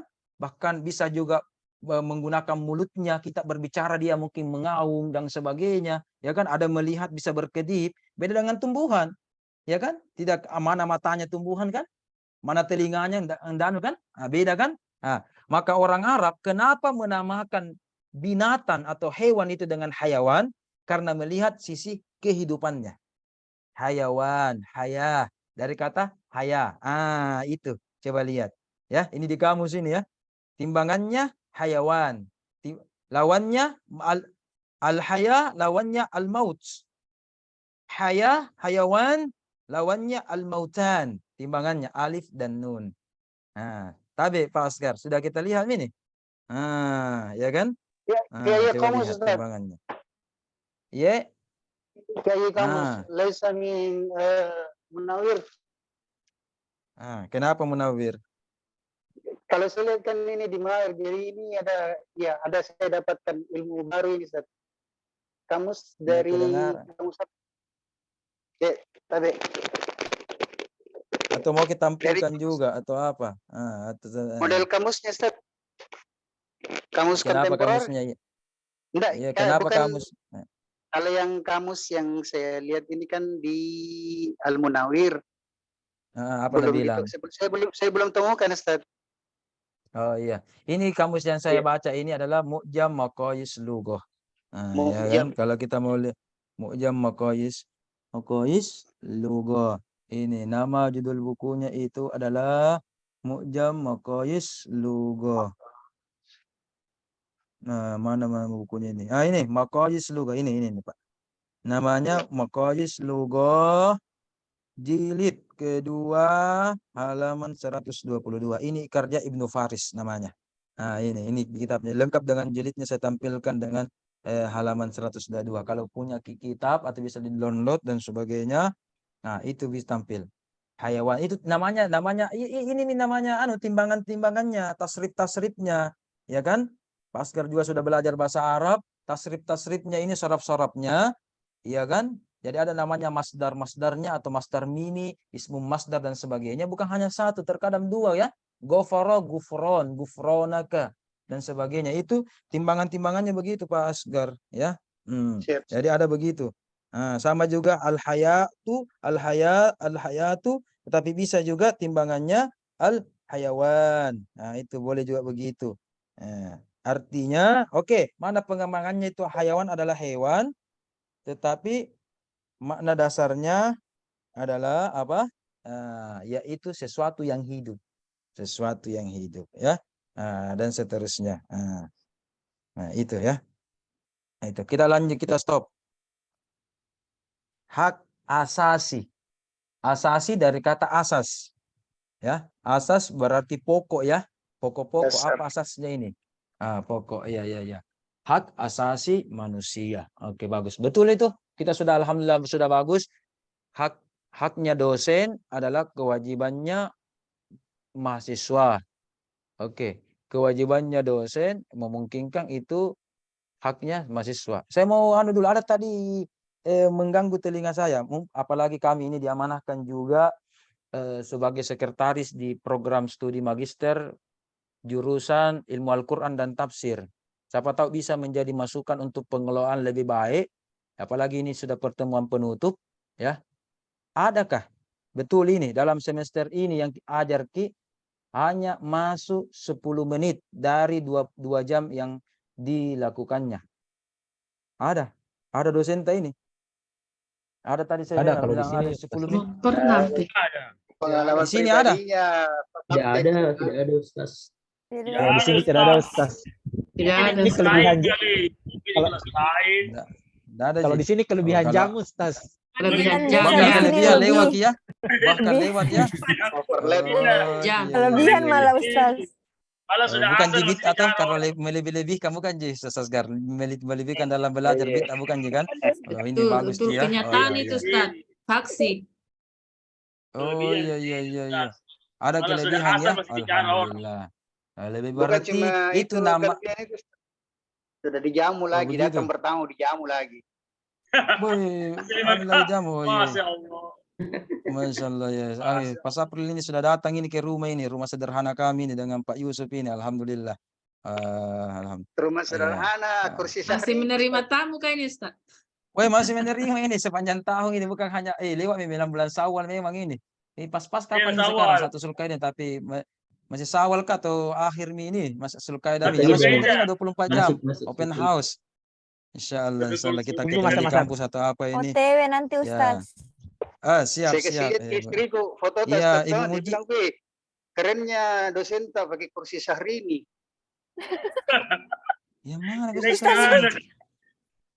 Oh. Iya, kursi Syahrini kita pakai, Ustaz. Oh, itu Kursi kursinya modern, mama tahu. itu. Oh iya, kursinya mama itu hari ada tambahan rezeki ya. Kalau Ibu Mujiza ini, Ibu Mujiza itu ada deh tadi di pasca Ibu Mujiza tadi. Ih, kakak Ustaz, masa Oh, adek? kakak itu kah? Oh, Iya, Lisa itu tahu. kakak Ya, tak. kan? Oh, Ibu Muflisa itu kakak tak. Iya. Oh, Iya. iya. Oh, saya kira Adita berarti lebih muda. Jangan kita tanya Lebih kenapa, muda kakak. kenapa dibilang kakak Kak? Oh iya. Ih, Dek. Saya kira adiknya Ibu Mujiza. Lebih muda kakaknya. Mungkin Oh, beda gitu. karena Alhamdulillah. lewat Besar sini ki kita beliau lihat di. Kak toh Ustaz. Udah Iya. berpikir, Oh, begitu, begitu Ustaz. besar kiblat. Mungkin Ibu Mujiza ini bersaudara MU semua awalannya ya. Mujiza, Iya. Mukhlisa, karena orang tuanya MU juga pertamanya kan. Begitu. Ada polanya ya. Dan seterusnya. Oke, subhanallah. Oke. Kita lihat lagi makalahnya deh. Kita lihat dulu makalah. Kita share dulu makalah. Mana makalahnya Pak Jamal ini? Oke. Nanti kalau itu lagi cerita panjang nih. Panjang. Oke, mantap. Hadis.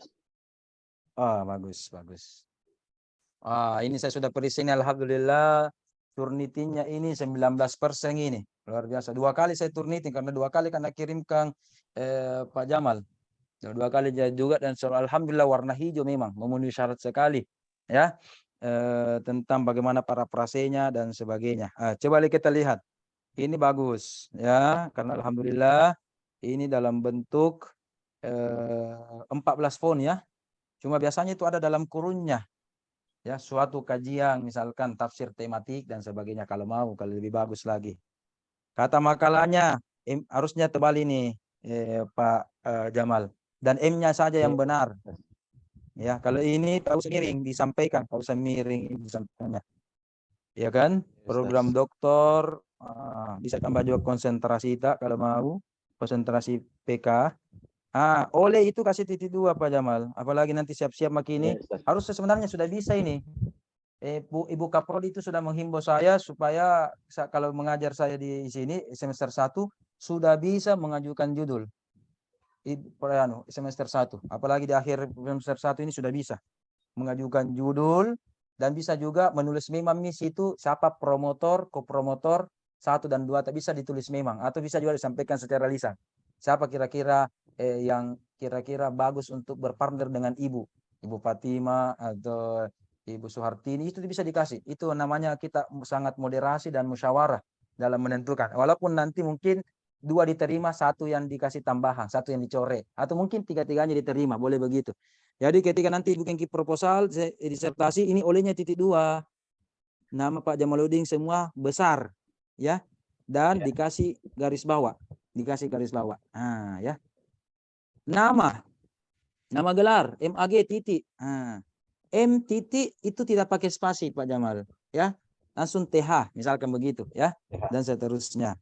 Ini tidak usah lagi program doktor karena terulang ya di atas program doktor. Kalau di pedoman itu cukup langsung pasca sarjana. UIN-nya UIN saja. Kemudian poin 14 lebih besar lagi. Kemudian jaraknya kasih dekat-dekat spasi 1. Before dan after itu 0. Oke. SWT-nya ini tadi banyak sekali saya lihat ini Pak Jamal. SWT-nya S-nya besar. Ya, di pedoman itu di halaman 100 itu daftar singkatan S-nya kecil ya. S-nya kecil diperbaiki. Ini mungkin makalahnya Pak Jamal ini waktu mata kuliah hadis tematik ya. Kata pengantarnya. Iya Pak Jamal. Iya, Iya, betul. coba lihat. Kata pengantarnya. Iya. Khususnya mengenai hadis tematik. Sudah Iya. ditampil Pak Jamal ini. Waktu hadis Belum tematik Fasul rencananya Fahmi kemarin. Mangki. Rencananya kemarin tapi iya. Fahmi tidak masuk. Iya. Oh begitu. Ini Iya. coba lihat. Tafsir tematik, hadis tematik. Ketahuan. Iya. Oke. Lanjut. Nanti berapa? Karena kita oke. Ini membuat daftar isi, minta tolong. Ini A-nya sejajar dengan huruf P. Ya. Sejajar. Oke. Iya. Kemudian halamannya ratanya rata kanan. Kalau tidak salah rata kiri itu, yang ke kiri yang rata. Ya, coba dilihat lagi. Misalkan contoh hal daftar itu 118, halaman 118. Oke. Pak Jamal, konsep dan makna ini masuk ontologi atau epistemologi tuh? Ini sebenarnya ada saya kebingungan membahasakan. Saya mau menggunakan implementasi. Di poin B. Penerapan. Itu maksud saya itu kata maknanya bagaimana kemudian hak itu model penerapannya, implementasinya. Kalau misalkan makalah tafsir tematik di S1 sampai di S3 itu misalkan ini ya. Konsep musibah dalam Al-Qur'an, sebuah kajian tafsir tematik. Berarti konsepnya itu nanti dikatakan konsep yang utuh kalau terdiri 3. Ada ontonya, ada epistemologinya, ada aksiologinya. Diramu 3-in-1 ini barulah kita bilang konsep ini. Ya kan? Lengkap kan konsepnya kan? Iya. Berarti kalau konsep sebenarnya 3-in-1 itu ada onto, epis, ada juga aksio. Jadi mungkin makna itu menjadi yang pertama yaitu onto. Ini nih. B itu mungkin bisa bentuk atau wujud atau macam-macam atau yang serumpun dengan itu. Saya jelaskan sedikit bahwa mohon maaf di dunia ini untuk sementara bacaan saya tafsir tematik itu modelnya cuma 2, Yang pertama di Mesir, dipopulerkan oleh Mesir, yaitu Al-Farmawi.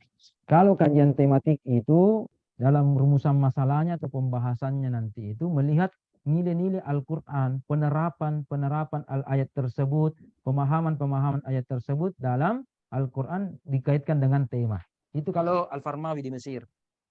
Tapi kita bersyukur ini, kita juga punya Al-Farmawi kedua di Indonesia, terutama di Makassar. Di Makassar itu tidak boleh dipandang enteng bahwa Indonesia Timur bukan Jakarta, ya kan? Bukan Jogja, bukan Jawa. Di Makassar kalau kajian tafsir hadis itu tidak bisa dipandang enteng. Kenapa kami berani mengatakan tidak bisa dipandang enteng? Dari dulu itu kalau ada beasiswa tafsir dan hadis, biasanya itu larinya ke sini. Kelas beasiswanya larinya ke Indonesia, ke Makassar. Coba lihat M. Quraisyihab tafsir dari mana? Prof. Nasaruddin Umar dari mana? Ya kan? Dulu kemarin baru berpulang ke Matullah Ali Yafi. Ya kan? Suhudi Ismail. Sampai dulu kan direktur pasca sarjana kita kan dulu sini Harun Nasution juga dan sebagainya, ahli pemikiran dan sebagainya. Di situ. Jadi Makassar kalau tidak salah kedua atau ketiga itu pasca sarjana yang tertua di Indonesia.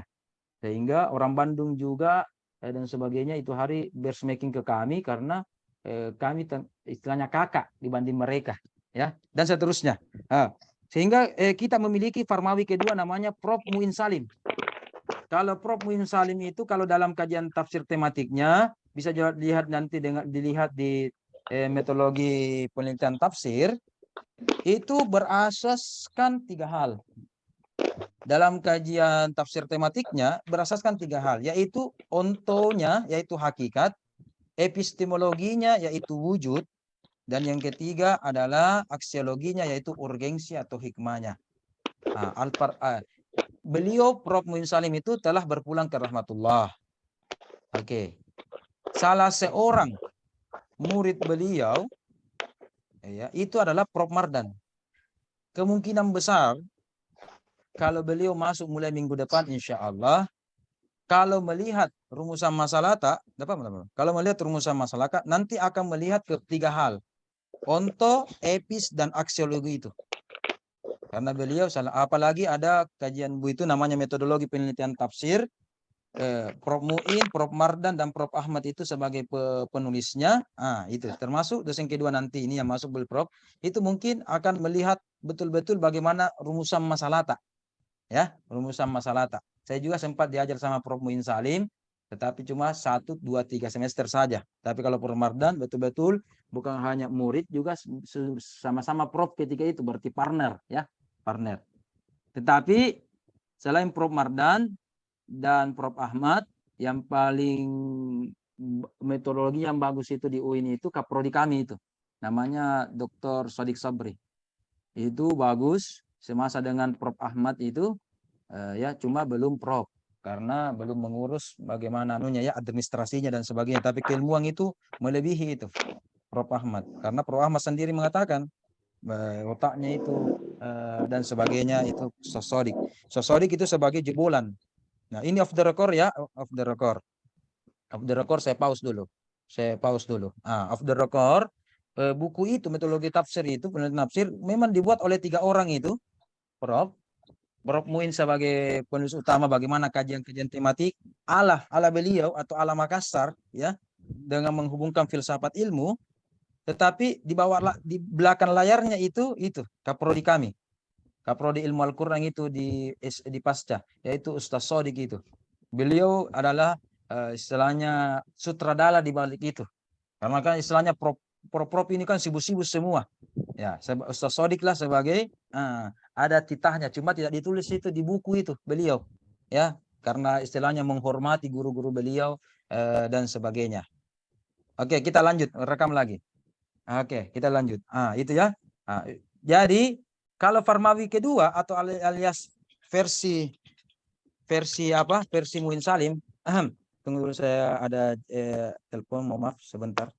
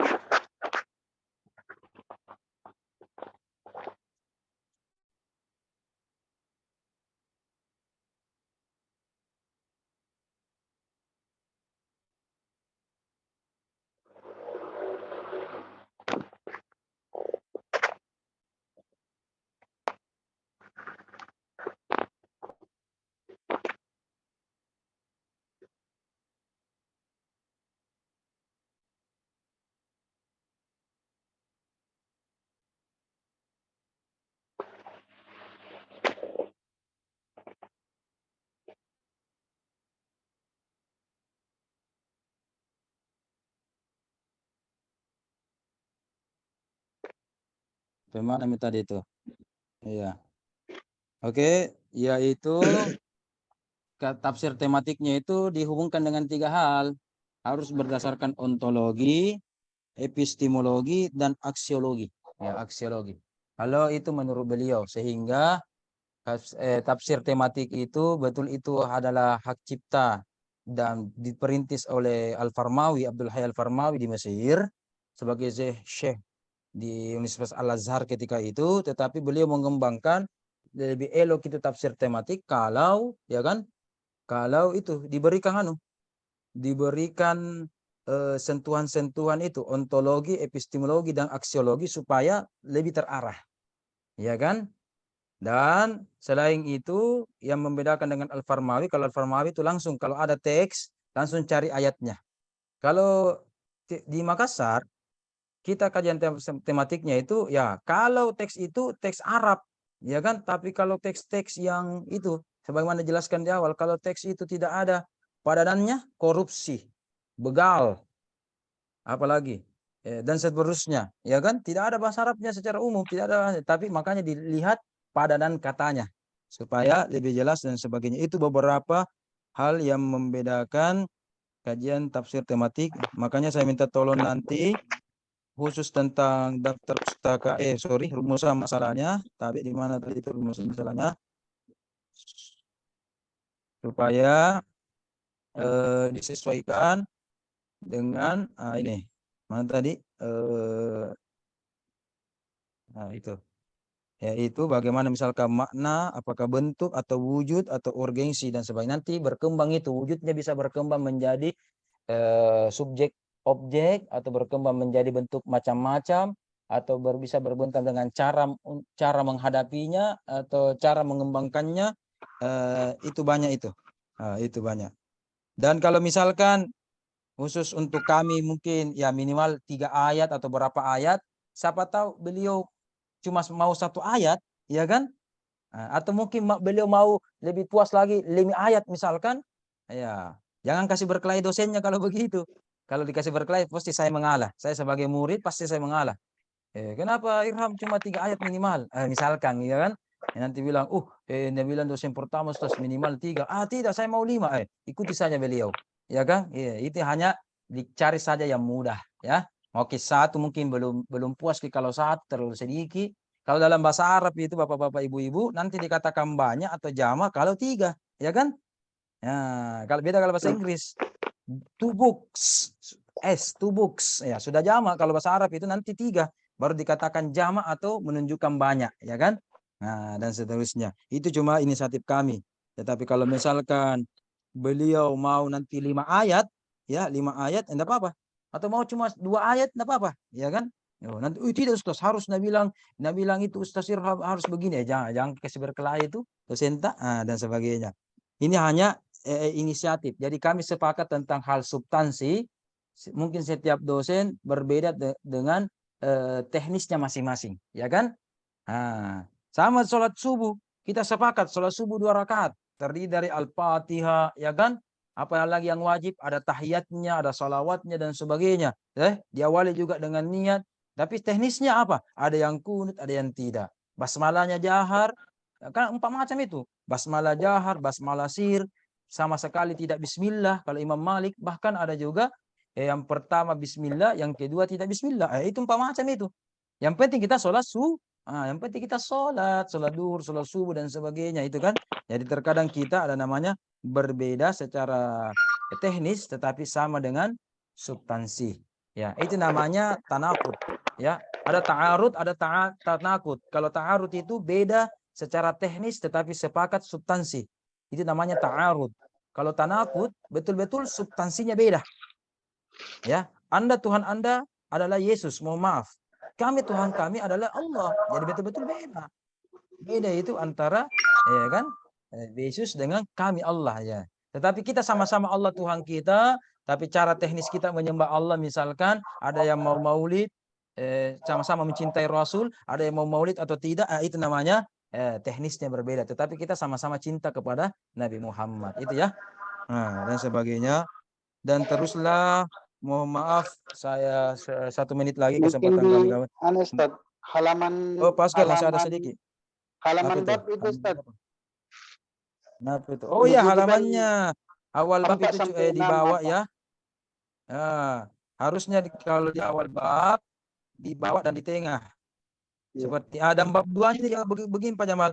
Pembahasannya itu di bawah. Bab 2, satu baris, di bawahnya pembahasan. Yang ini sudah bagus, A-nya ini sudah bagus. Nah, kalau awal bab, betul sekali. Ini halaman 6, betul. Tetapi kalau bukan di awal bab, di sini halamannya kanan sebelah pojok atas. Nah, itu. Nah, itu ya. Nah, cara menulis Quran surahnya. Cara menulis Quran surahnya juga. Coba lihat halaman 100 pedoman.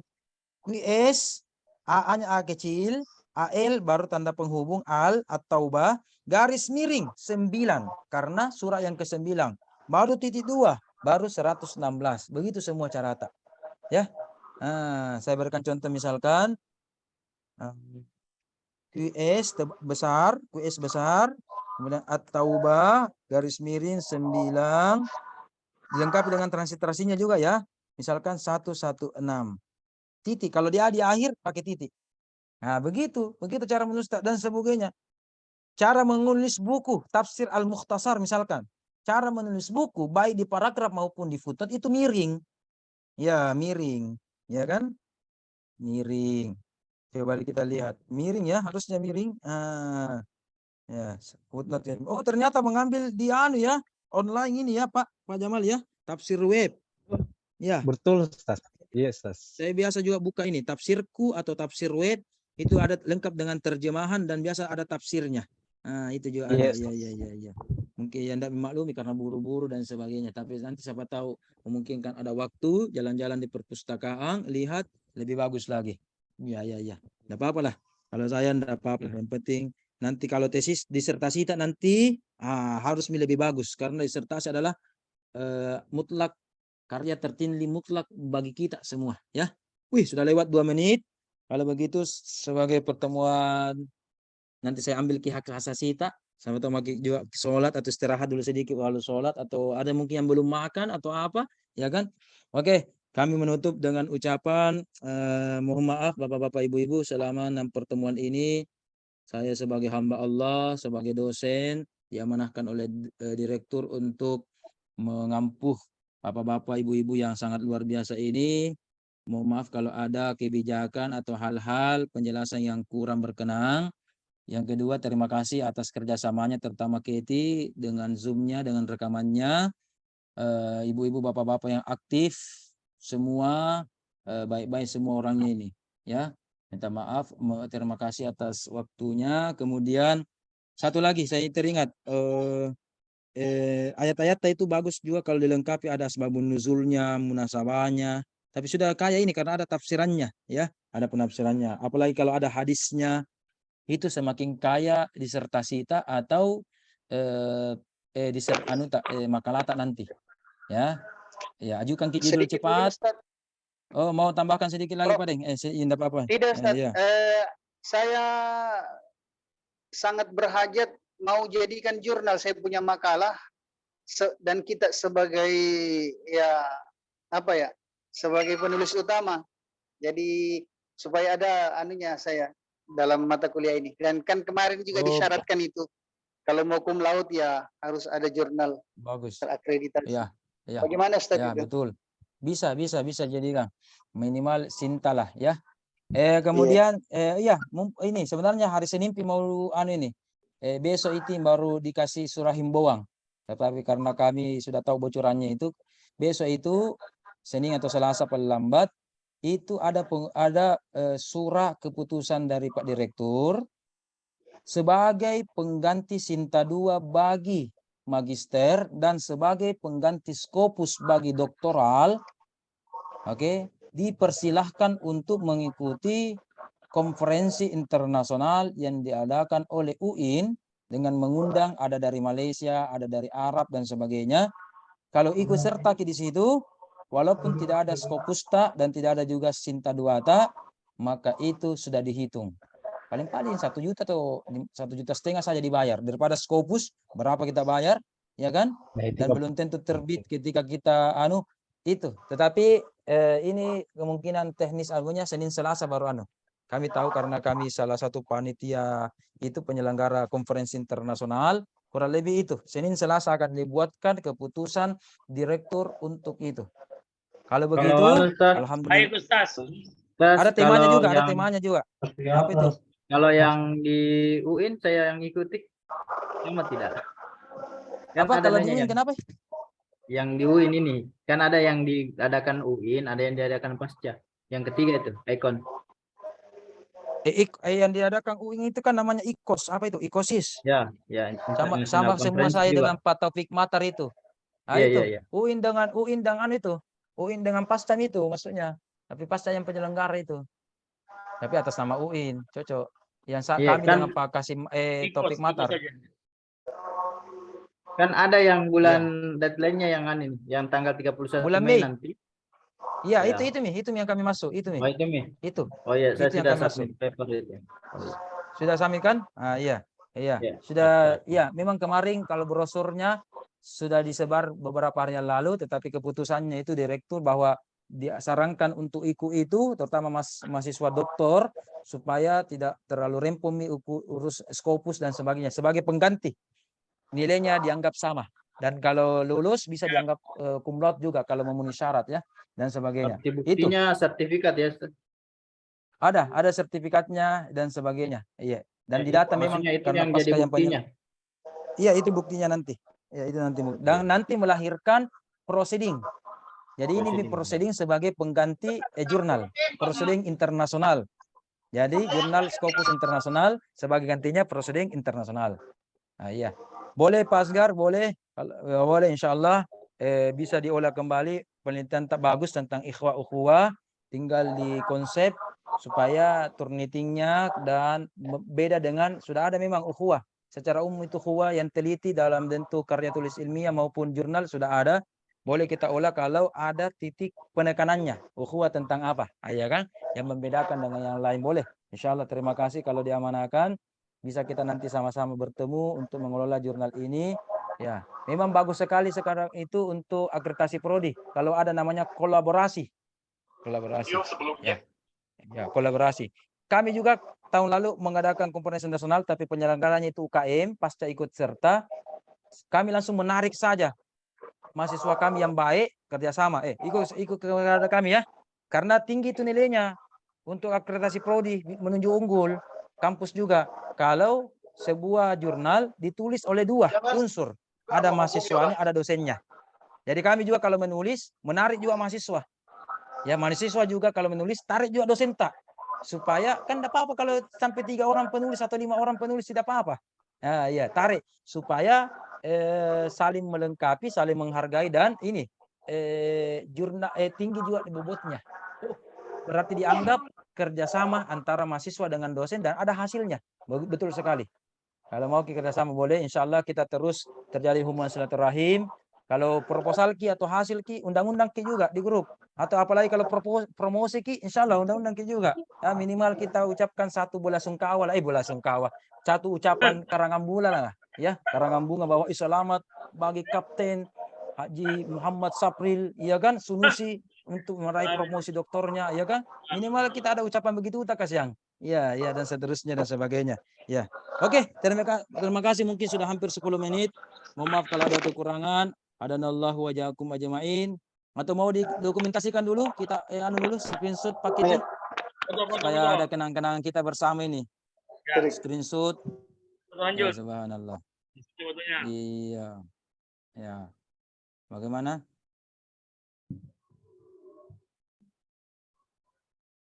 Ya, screenshot sudah. Oke, terima kasih banyak atas screenshotnya, arahan masukannya nanti kita. Pak Subandi silakan lanjutkan anunya, tugasnya saya lihat. Luar biasa nih ada mungkin acaranya Pak Subandi. Demikian kita bertemu Allah dan kita juga ya, begitu ya. Kita juga berpisah karena Allah. Assalamualaikum warahmatullahi wabarakatuh. Terima kasih. Waalaikumsalam warahmatullahi wabarakatuh. Iya, Jadi selamat masya Allah, terima kasih. ya Allah luar biasa, dahsyat. Ya, Baik, jadi apa yang Kapan batas pendaftarannya itu, Ustaz? belum moderator yang dulu tahu Ibu. konferensi internasional, Ustaz. Oh, ada tuh Pak Nasrullah di. Coba nanti dikirim di grup. 31. Ada Ya, di latar grup merah itu yang itu. terbaru. Oh, Ya, nanti kirim ya, ya. tahu ulang tahu Pak Nasrullah. Ya. Tertindis-tindis Lupa nih, Pak. tanggal berapa. Iya, tindis-tindis tahu. Ya. Iya, lupa sampai tanggal berapa. Itu, betul. Iya. Ada Oh, info, iya. ada keynote speaker-nya dan sebagainya. Ada juga catatan-catatannya itu. Bagaimana persyaratannya. Kalau bisa Kiku itu sebenarnya jalan untuk mempermudah cepat selesai. Daripada Scopus berapa puluh juta itu luar biasa. Ini mempermudah ini $700, untuk mahasiswa Pak. supaya cepat. Wah, dolar lagi Dulu ini. Bapak Iya, $700 dulu. bahkan bisa lebih sekarang. Iya. Dan sebagainya. Belum tentu terbit berapa kali. Tak pantul-pantul itu tulisan, reviewer, subhanallah. Ini untuk Allah. jalan mempermudah dan sebagainya. Oke, silakan Pak.